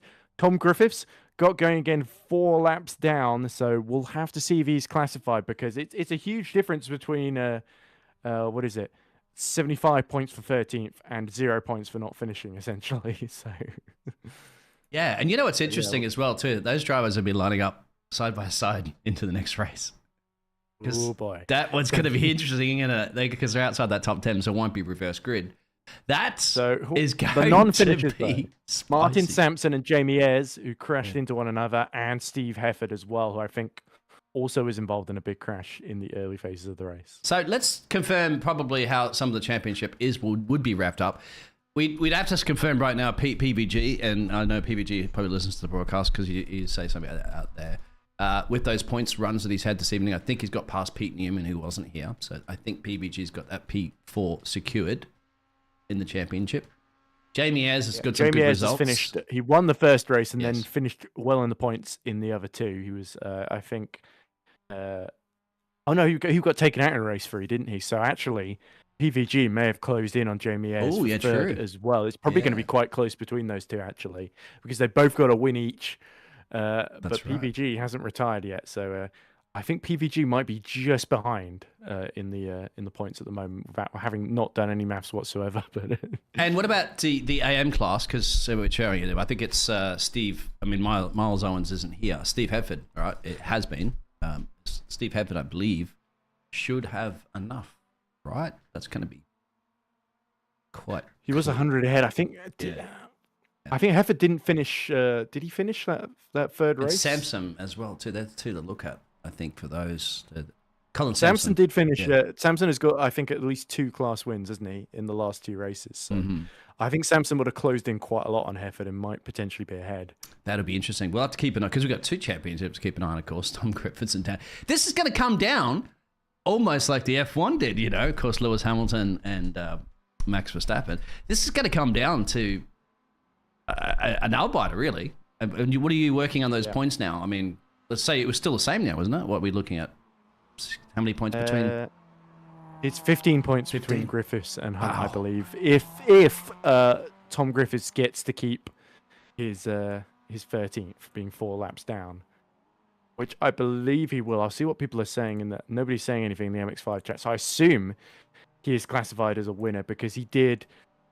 He missed those 4 laps, and that was a big percentage of the race, is my only thinking. Did they have I have to look in the rule, whether they have the rules from 2021, mind you, whether they have a 75% distance rule or not.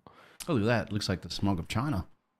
But here in Interlagos, it's because it's going to be, obviously, the sun. I said this the other week as well, too.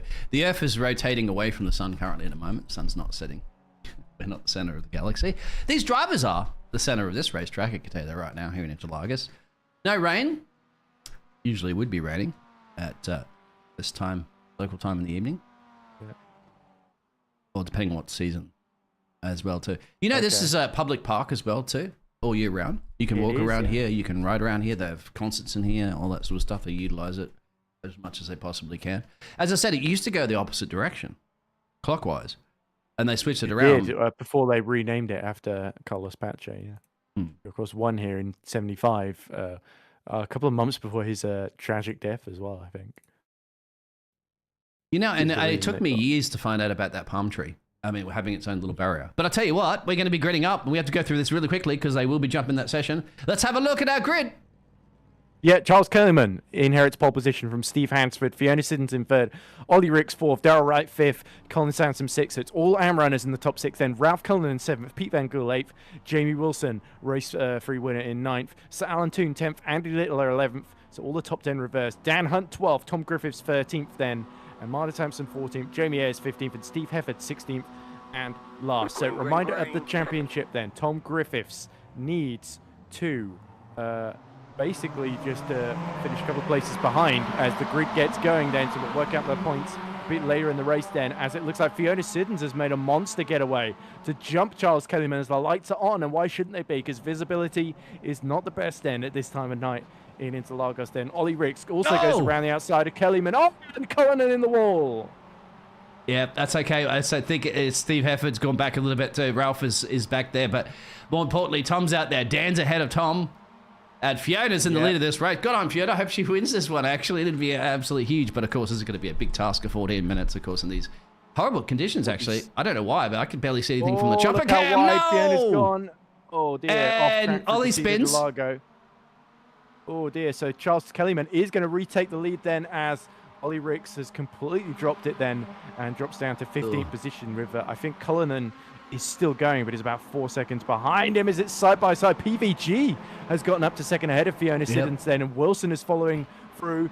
But look at this. It's Pete Van Gool that once more takes the lead here at Interlagos then. And look at this. Dan Hunt and Tom Griffiths right together with Hansford in between them.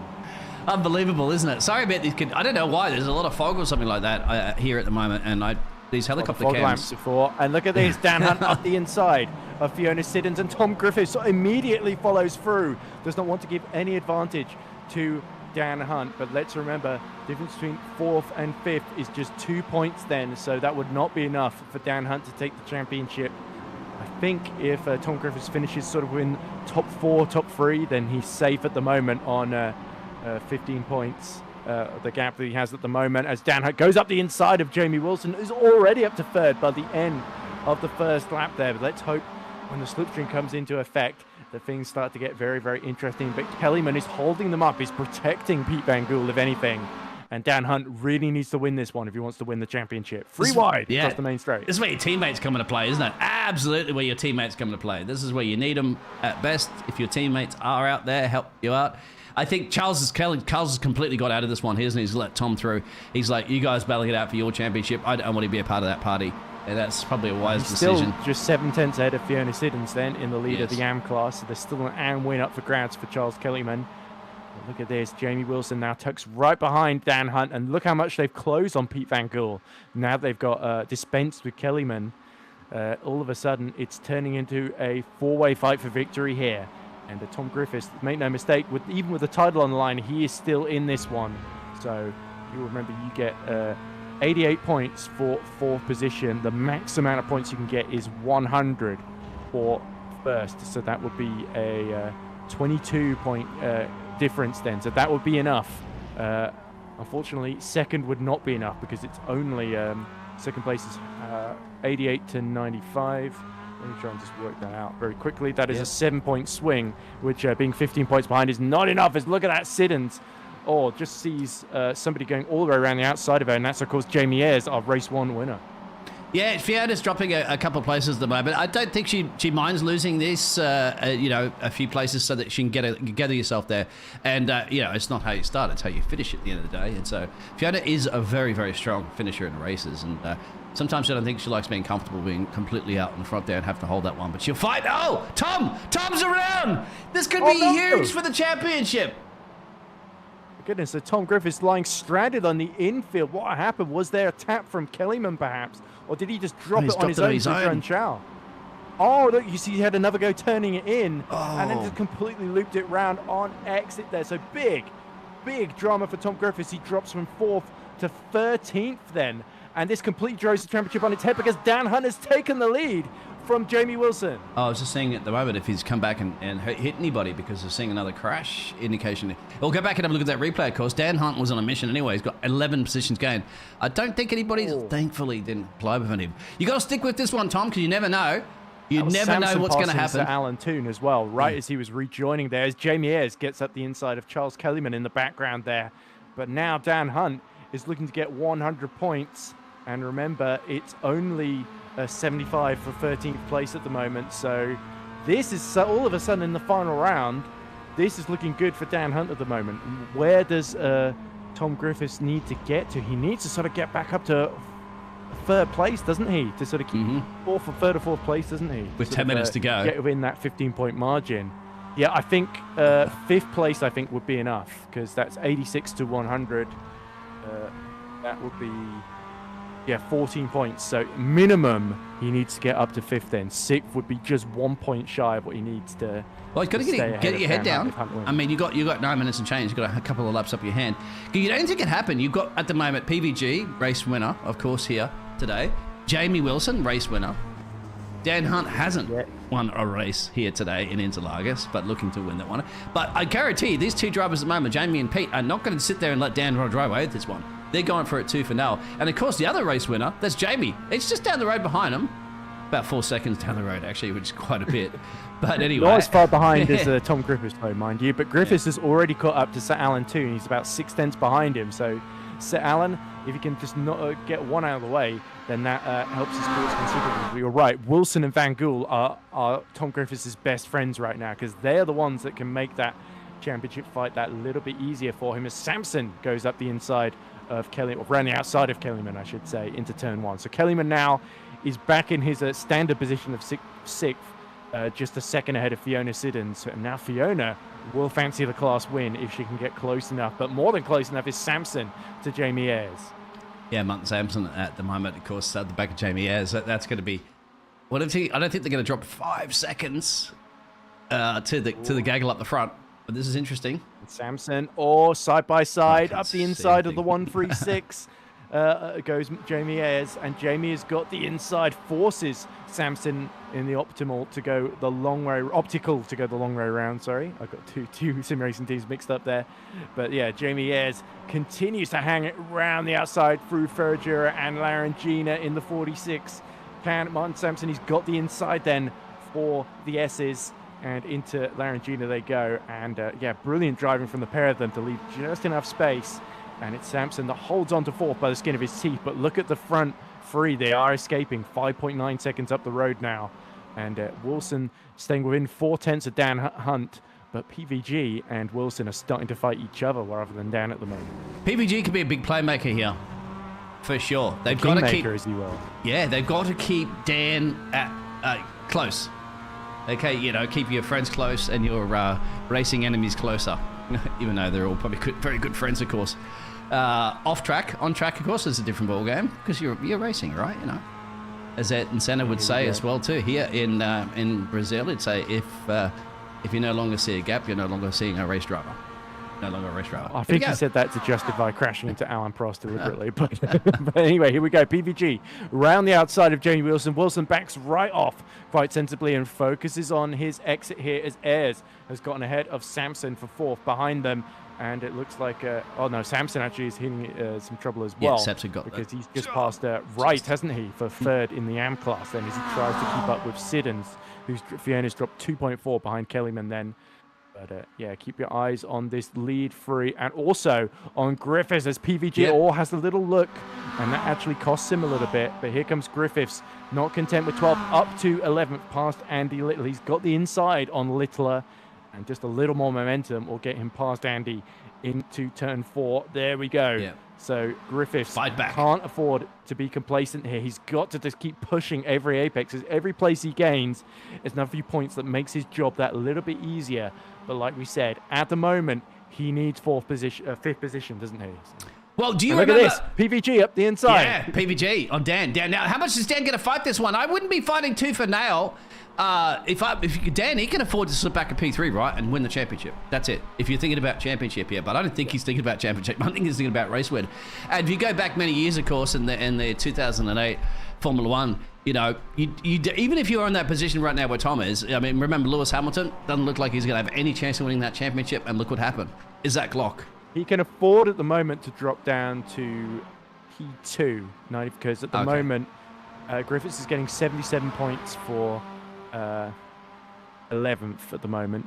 So that would be, if you add 15 to that, that would be 92, and you get 95 for second and 90 for third. So third would not be enough for Hunt at the moment, but Hunt has already got back by PVG. Okay, so he needs P1. They're going to be on the outside here, and he's also going to remember not to be P1 or taken P2, out. depending on how much ground Griffiths makes up here. And Griffiths is about 1 second change at the moment. Now, I think Griffiths will have enough time to catch, because remember, he's catching the AM class drivers too. And they're not going to probably put up too much of a fight knowing there's a championship hump between them. So this will be interesting. And of course, PVG up the inside. He's got a great run out of Curva del Sol. And Dan Hunt is going to have to be stranded on the outside here, but he's going to brake late to try and hold on. That's brave from Dan Hunt. That could actually go in favor of Jamie Wilson then, who gets a great run, but he's held up a little bit by PVG. So Dan Hunt getting brave around the outside forces PVG to get defensive. And this is an absolutely brilliant fight to end the day, isn't it? We've seen a lot of this kind of racing today, and this one not only is for the race win, but potentially for Dan Hunt has big implications in the championship. He doesn't get a great run through Larangina and the S's, but he breaks late through the S's on the outside through Pinarino, and he's going to try and hold on to this one from PVG. And Tom got up to P10. So he got past Steve. So Tom's making gains here at the moment, and we have to keep an eye on how 78 far. points then. Yeah, look at that. He's got only about half a second to change to get right, and then probably even get sit-ins. So this is huge, and this is very stressful. I'd imagine right now Dan Hunt's heart rate is through the roof. PVG's fighting him tooth and nail. We're on board right now with Jamie. All race winners here at the moment, so there's battles everywhere, and Dan Hunt just can't afford any incidents right now. Cannot afford to be off the track. He needs to just be. But he also has to win. He needs to win with basically Griffiths sick for worse. So Griffiths needs to pass Sampson, and he can win this championship no matter what. happens to Hunt, but that 4-second gap between Sansom and Kellyman, I'd be worried about that. But here we go, even more worry pressing for Dan Hunt is PVG, who's once again attacking round the outside, but Dan Hunt sensibly takes the inside, and Jamie Wilson follows him through. So now Dan has got to worry about his countryman Jamie Wilson all over the back of him. Wilson, who of course has got 1 win under his belt today. But Dan Hunt is determined to be the 4th different winner of 4 races. Here comes Tom. Here comes Tom. He get 2 for 1 special here if he gets good exit. And he needs it. Fiona's in the middle there. And that's Darryl Wright on the outside. I don't know how much of a fight they're going to put up on this one. And they're going to go side by side. Fiona's squeezing him up to the grass almost. Oh my goodness. Tom's going to go for it. Tom has to give it everything here because he's just championships on the line, remember. Yeah, so this is where you, as you say, for the biscuit. Risk it for the biscuit, Fiona is dispensed of, so Fiona is sort of stranded on the inside there, and Griffiths gets through into 9th. Now he's just got to find a way past Darryl Wright, and he's getting closer and closer. So I'm trying to think if Wilson or Van Gool can get in front of Dan Hunt, what that would do to where Griffiths needs to finish as well, because that would put him on 95 points. So he would need 5 points less. As here we go up the inside into Biggles. There's plenty of room given. Oh wow! Okay, so here we go. So he needs this. This is definitely is that clock moment, isn't it? You're talking about one place, isn't it? On almost on the last lap. Hamilton need 5th in that instance as well. Yes. Wow. Here we go. Deja vu.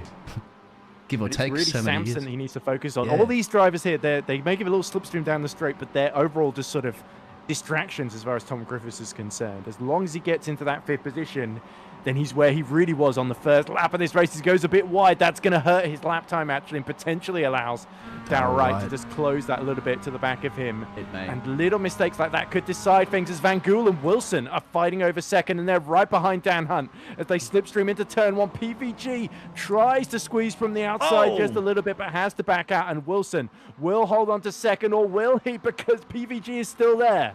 This is massive. And you got to remember at the end of the day, Dan Hunt's going to be sitting there going, I don't want to be part of this. We're coming down to the dying stages of this one. But this is allowing him to escape slightly. And right got past half a second ahead. Darryl got past Tom as well, too, because he made that little bit of a slip. But because Tom's going to give it everything, isn't he? He's going to be pedal to the metal at this point.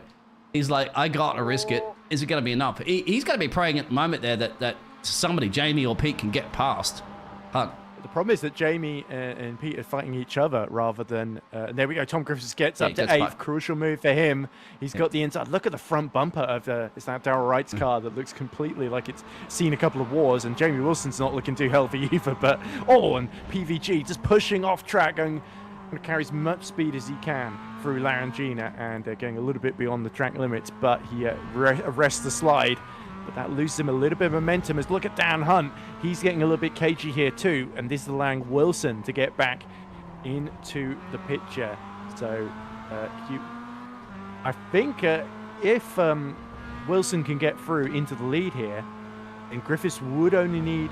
they'd be equal on points at the moment if in that scenario with Hunt 2nd and Griffiths 8th. Whoa! I'm making a little bit of a mistake like that. Wide. Yes. I think Tom Griffiths has got more wins to his name, so if it comes down to a tie break, and that's what it would. Remember, 15 points was the gap going in. For excitement, I would say let's go, let's tie it. I mean, then we can start calculating that one. For excitement, of course, for the fans and everything like that. And is that checkered flag out? Is this the final lap of the race then? As they go towards the line, and it's going to be Dan Hunt that wins, but PVG's right alongside Wilson, and it's identical time as they cross the line there. So it's PVG ranked marginally ahead. We need more than 3 decimal places here to figure this one out. But either way, that's your podium finishes. Ayres comes home in 4th. Martin Sampson is 5th. Charles Kellyman is 6th. Colin Sampson is 7th then. And that means that Tom Griffiths, in the cruelest way possible, is going to be denied the championship because Dan Hunt wins and gets 100 points. Tom Griffiths finishes 8th and only gets 79. And the difference between 100 and 79, just to make absolutely sure, is 21. So that means a 15-point swing. It's going to be a 6-point lead in the championship then for Dan Hunt then, as we see what happened to Sir Alan Toon here. I just spun it out of Pico de Pato. I wonder if it comes back on there and Fiona hits him, because I'm just going to check the end of that one, because this is an accident with Fiona towards the end. Fiona's fighting with Ollie Ricks, isn't she? Right. Yeah. Because that's crucial for the AM, and then, that's out of Jonko, isn't it? And oof, yep. And then that's just going to have to allow a couple of cars to go through. Well, there you go, Dan Hunt. Well, he's retired from the session. He should be our championship leader, as we can't really see anything right now in Interlagos. And in terms of the AM Championship, I believe Colin Sampson has been able to beat Steve Hansford in the points there as well. All right. Excellent. We'll get to speak to these gladiators soon as you go over those race results for us. Exactly. So there we go. We do see, actually, it said on the timing screen, there was no difference between Van Gool and Wilson, but there is just a thousandth of a second that PVG had over the line. You can't really get much closer than that, can you, Dean? But it's Dan Hunt that takes the victory, and exactly when he needed it, that is I'm pretty sure 11 places gained from where he started. Same with Jamie Ayres as well, to be fair. I think that was a brilliant performance to take that championship, but Tom Griffiths will feel more than a little bit aggrieved. I mean, he'll be kicking himself for that spin as well, I'm pretty sure. But Jamie Ayres takes fourth, 6 seconds down on the leaders. Then it's Martin Sampson completing your top 5 in Pro. Then Charles Kellyman is victorious for the final race of the season in AM from Colin Sampson. Tom Griffiths, what could have been for Tom. Looks like he will not get to keep that number 1 on his car next season, sadly. He's 8 for him, but still only 6 points decided the championship in the end. Darrell Wright places 9th ahead of Steve Hansford. Then it's Ollie Ricks, Andy Littler, Ralph Cullinan, Fiona Siddons with that late spin, and Sir Alan Toon as well. So not a great final lap for Work Guard by result. And Steve Hefford failing to finish 8 laps down. Yeah, Steve Hefford had a crash. We have some drivers actually that would like to crash the casting booth with us to have a chat to us for the final time this season. So you can go ahead and bring whoever you'd like to bring in. Of course, hopefully we get. How about we bring in our AM champion then, Mr. Colin Sampson. I'm pretty sure he did enough to overcome Steve Hansford, but we'll provisional, we'll put an asterisk on that. But let's hear what he has to say first before we then talk to PVG and Fiona. So we're joined now in the broadcast booth by Mr. Colin Sampson. And Colin, as we see a replay of you going very, very wide on the first lap and just about avoiding the wall. Good save, my man, good save. I think this must have been what happened to poor. That must have been what happened to poor Steve Hansford, who I believe you are fighting with for the AM Championship lead. And I think it's gone in your favour, unless I'm very much mistaken then, Colin. So some very, very good performances today, particularly when you got the class win in, I think it was race 2, wasn't it, today? Yeah. I think I had a lot of luck. Or the luck was with me for a change. Although last week, buying the track halfway through practice when I joined was not the best way of carrying on. So I can't really blame anyone else but myself for that. Well, I think you more than redeemed yourself today. Lots of battles. And there's a lower end of the AM order, and you were always able to work your way onto the podium at the very least. What did you feel about race 2 when you were on pole, that reverse grid pole position, and you were sort of fighting away with those top 4? Because they seemed really like they were holding each other up at points, and that enabled you to sort of get alongside a couple of times. Did you think maybe an overall podium was on, or did you think, I just need to hold on to 4th here and I've got the class win in the bag? Yeah, I was in second. I think Darrell Wright was in pole, but he singled, I think so. And I let them past. I made mistakes. They made mistakes. There was holding them up. I was worried that 5th was going to catch us up. They were starting to gain a bit, but I just wanted to try and keep out the way. I think I saw some of your broadcast, and you mentioned that I maybe want to pull back in case they take each other out, but I didn't want to lose the draft either. So, like you said, yeah, it was thinking for a change. Indeed. Well, you say for a change. I think you've done a lot of thinking this season on track, and often in very circumstances where you had to think quickly as well. So, obviously, we're still working out the points here because we were focusing on the Pro Championship as well. But if we've worked it out right and you are the AM champion, what's the plan for next season? Are you thinking of moving up to Pro, or do you think defending the AM title appeals to you a bit more? Yeah, I'd like to stay AM. I'd like to see if I can do the whole the sweep all year. So, but we'll see. I'm not sure on the scores yet myself, so we'll see. I'd just like to thank everyone that runs it, and Jamie and everyone that I race with. I've learned so much in this league that it's all the guys that I'm racing with that's got me where I am today. And so yeah, I'd just like to thank UK SimRacers and everyone that's racing in it. Thank you, and your broadcasts. Oh, thank you very much, Colin. That was my next question. Is anyone you want to thank? Dean, do you have any questions before we let Colin go? No, congratulations, Colin. You beat in the races that I've broadcasted this season. You've done a fantastic job. Good driver, of course. Good clean racing. Bumping and all that sort of stuff that happens while driving. But yeah, congratulations, my friend. Be proud of the result you've achieved this season. I will. Thank you very much. Thank you very much, everyone, and the wife for letting me do it. Of course, can't forget I was about to say trouble and strife, but that's a Cockney rhyming slang for wife. But there we go. Thanks for coming to talk to us, Colin. We'll let you leave the commentary box now. But how about, Dean, let's talk to the man who, of course, won one of our 4 races and finished on the podium everywhere, was very, very consistent, and that is Mr. Peter Van Gool. So Peter joins us now in the commentary box. Peter, all 4 races, you have to say you were on the podium in all 4 of them, and of course you won in race 2 and got very, very close to winning in pretty much all the other 3. So you got to say that was a superb performance, and I think you've done enough to seal 3rd in the overall Drivers' Championship in Pro. So you got to say stellar day for you here in Sao Paulo. It was good racing, to be honest, and was lucky to escape that big crash that Jamie and Steve had. And I had to kind of scrape the barrier and then race Jamie Wilson for the rest of the remainder of the race. But Jamie Wilson was really on pace this round. He's really getting to grips with the car in his first season with us, so that was good fun.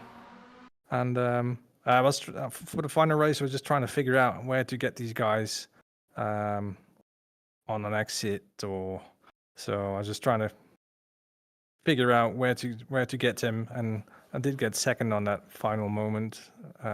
There we go. We're just seeing it replayed on stream. Yeah, I think it was by a thousandth of a second you beat Wilson there. So Jamie's no doubt going to be a little bit annoyed with that one, but you, on the other hand, elated because I don't think you finished worse than second in any of the races today, if I'm not mistaken. No, we locked out the podium on the race 1, and then first in the second race, and then 2 second places. So I can say I did very well tonight, and I got lucky as well by avoiding the crashes, to be honest. Yeah, I have to say you put on all season already. You've been in and there or thereabouts, and obviously a little bit too far back to mount a title challenge. But you've got to say next season you've got to be feeling really, really excited because every time we see you in that car, you seem to get more and more confident, more and more consistent. Is next season going to be the PVG year? I hope so. I've won a full season 2 years ago, and that's when I put really loads of time in, because it's just track time and seat time is key in this car, especially being it without any help of TC, of traction control and stuff. So it's really a drive this car. Next season we've got rain, so I'm looking forward to that. That's going to mix things up a bit, and I also hope you guys are going to be on board as well for next season. Hopefully, yes. We'll see if I can fit any rounds in. But yeah, rain as if things weren't chaotic enough already. So PVG, before we let you go, is there anyone you want to shout out to at home or that's been supporting you? Yeah, my family usually watches most of the races, but my mom and dad are on holiday now, so they're probably not. But and thanks for everyone in the league for making this absolutely fabulous and respectful and good racing, and a thing to look out for on every Tuesday night. So I hope to see everyone back in the next season. We got some new faces coming in for the next season as well. Some old familiars coming back in the name of Roger Morton. So yeah, I'm looking forward to that. Cheers. Absolutely. I can't wait. Sounds brilliant. So thank you very much for talking to us, Peter. And I guess we'll let you enjoy your victory and your other 3 podiums today. Thank you. Right. Yeah. We were hoping to get a word in with maybe our new champion Dan Hunt or Tom Griffiths as well. I do see Griffiths in the Momo team chat, but I don't want to drag him in against his will, essentially. So they're a little we'll talk to shy Fiona and then He's see a if bit anyone shy. else. He is a bit shy. Fair enough. That's fine. We'll force him next He's time. probably not feeling in a great state after the way that final race went for him, but still, you have to say he fought all the way to the end, Tom Griffiths. Yes, he Nothing did. to be ashamed of. That was exciting. We'll talk to Fiona, of course. She's been in a sport all season long. Always likes to come and have a bit of a chat to us. Not the best result today, but we don't know how Fiona panned out actually in the championship. That's very true. Let's hear what she has to say. So we are now joined by Fiona Siddons. So Fiona, it was a interesting load of races for you. You were in a lot of fights, obviously in the lead at the start of that final race, but it didn't quite pan out your way, sadly. But still, overall, we're looking at the season as a whole. There've been some really, really strong results. A couple of class wins in there as well. So how do you reflect on things now? We've got to the end of the 24 season. It's a definite improvement on the last season I did. I've got to grips with it more and feeling a bit more confident now. Which is Colin Sansom just too fast for us though. But yeah, I think I have to say that race 3, battling with Ollie, that was mega fun. The best fun I've had all season, I think. We did capture a little bit of it. I'm sorry, Fiona, because there was a lot of battles going on everywhere, and the biggest, probably the biggest crash that I've ever seen in Interlagos that you were aware of too in that race 3. How did you? Because we didn't quite see because we're looking at the replays. Did you survive that crash that went through there, Fiona? Like that massive wreck at the top of the hill? Yes, I managed to miss it. But last race, doing pretty well, and then just put a wheel a little bit on the grass in John Shao and just lost the back end. One of those things, though, isn't it, Fiona? So easy to do. And we're just looking at a replay of the first lap and understeering off into turn 1. But Ollie, sorry, caught Colin completely spun it around behind you. So it seems if you're first on the road going into Desierto del Lago, it can be not the easiest place to get through that corner. I think with the fog in the last race, the grip changed totally, and the car just wouldn't slow down. It was also horrible to see on the cameras as well, too. We couldn't even get anything from the blimp camera. Kind of reminded me of China back in Formula 1 many years ago, of course. But that's interesting, actually, asking you as a race driver, because the other drivers didn't tell us about that. How difficult were those conditions, obviously? We didn't ask them about it, did we, Dean? No. Yeah, it's our fault. First couple of laps, it was very sketchy. Once the tyres got the heat built up, it was fine, but it was a lot more slippy in the dark and in the fog first couple of laps.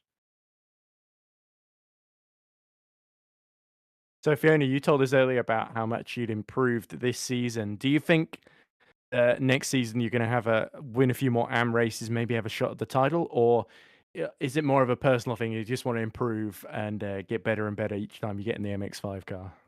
A bit of both, really. I want to improve every time I get in, and I want to be winning 1 or 2 of the AM races as well as we go through and try and get a championship challenge over the 3 seasons going.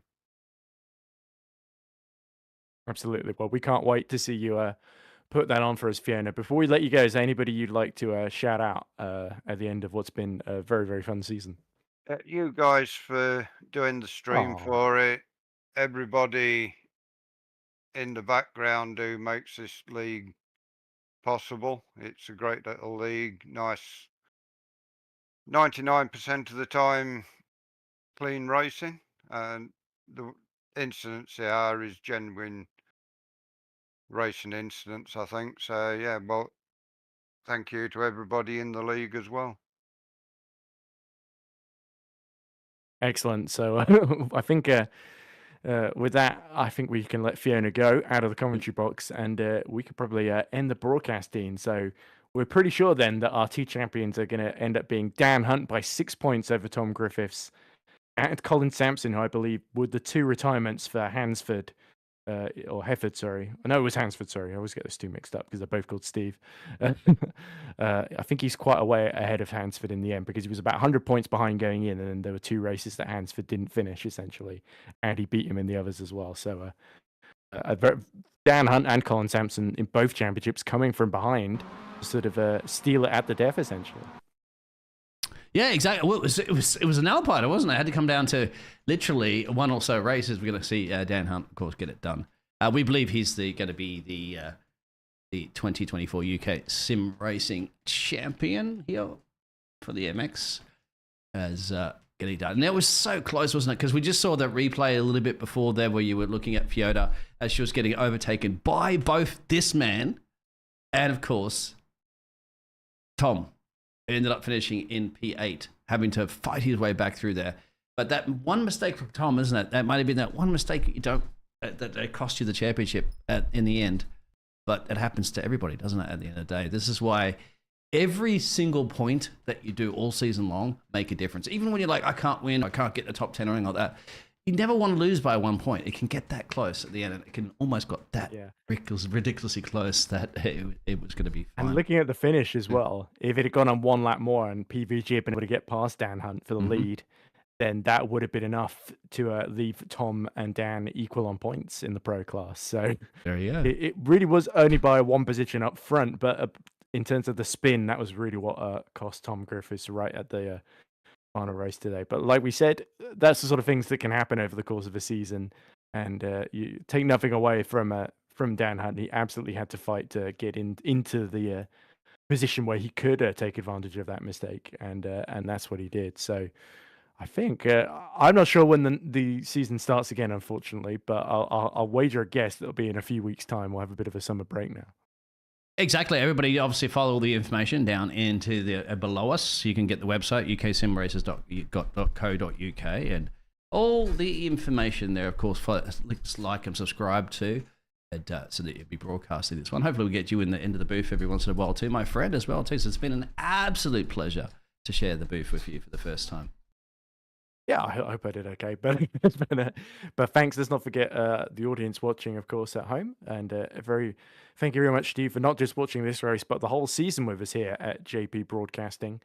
And hopefully we're back soon for more MX5 action from the UK SimRacers. So like Dean says, stay tuned to your calendars and your stopwatches. But for now, congratulations to all 4 of our winners today here at Interlagos. And congrats to our new champions, Dan Hunt and Colin Sampson.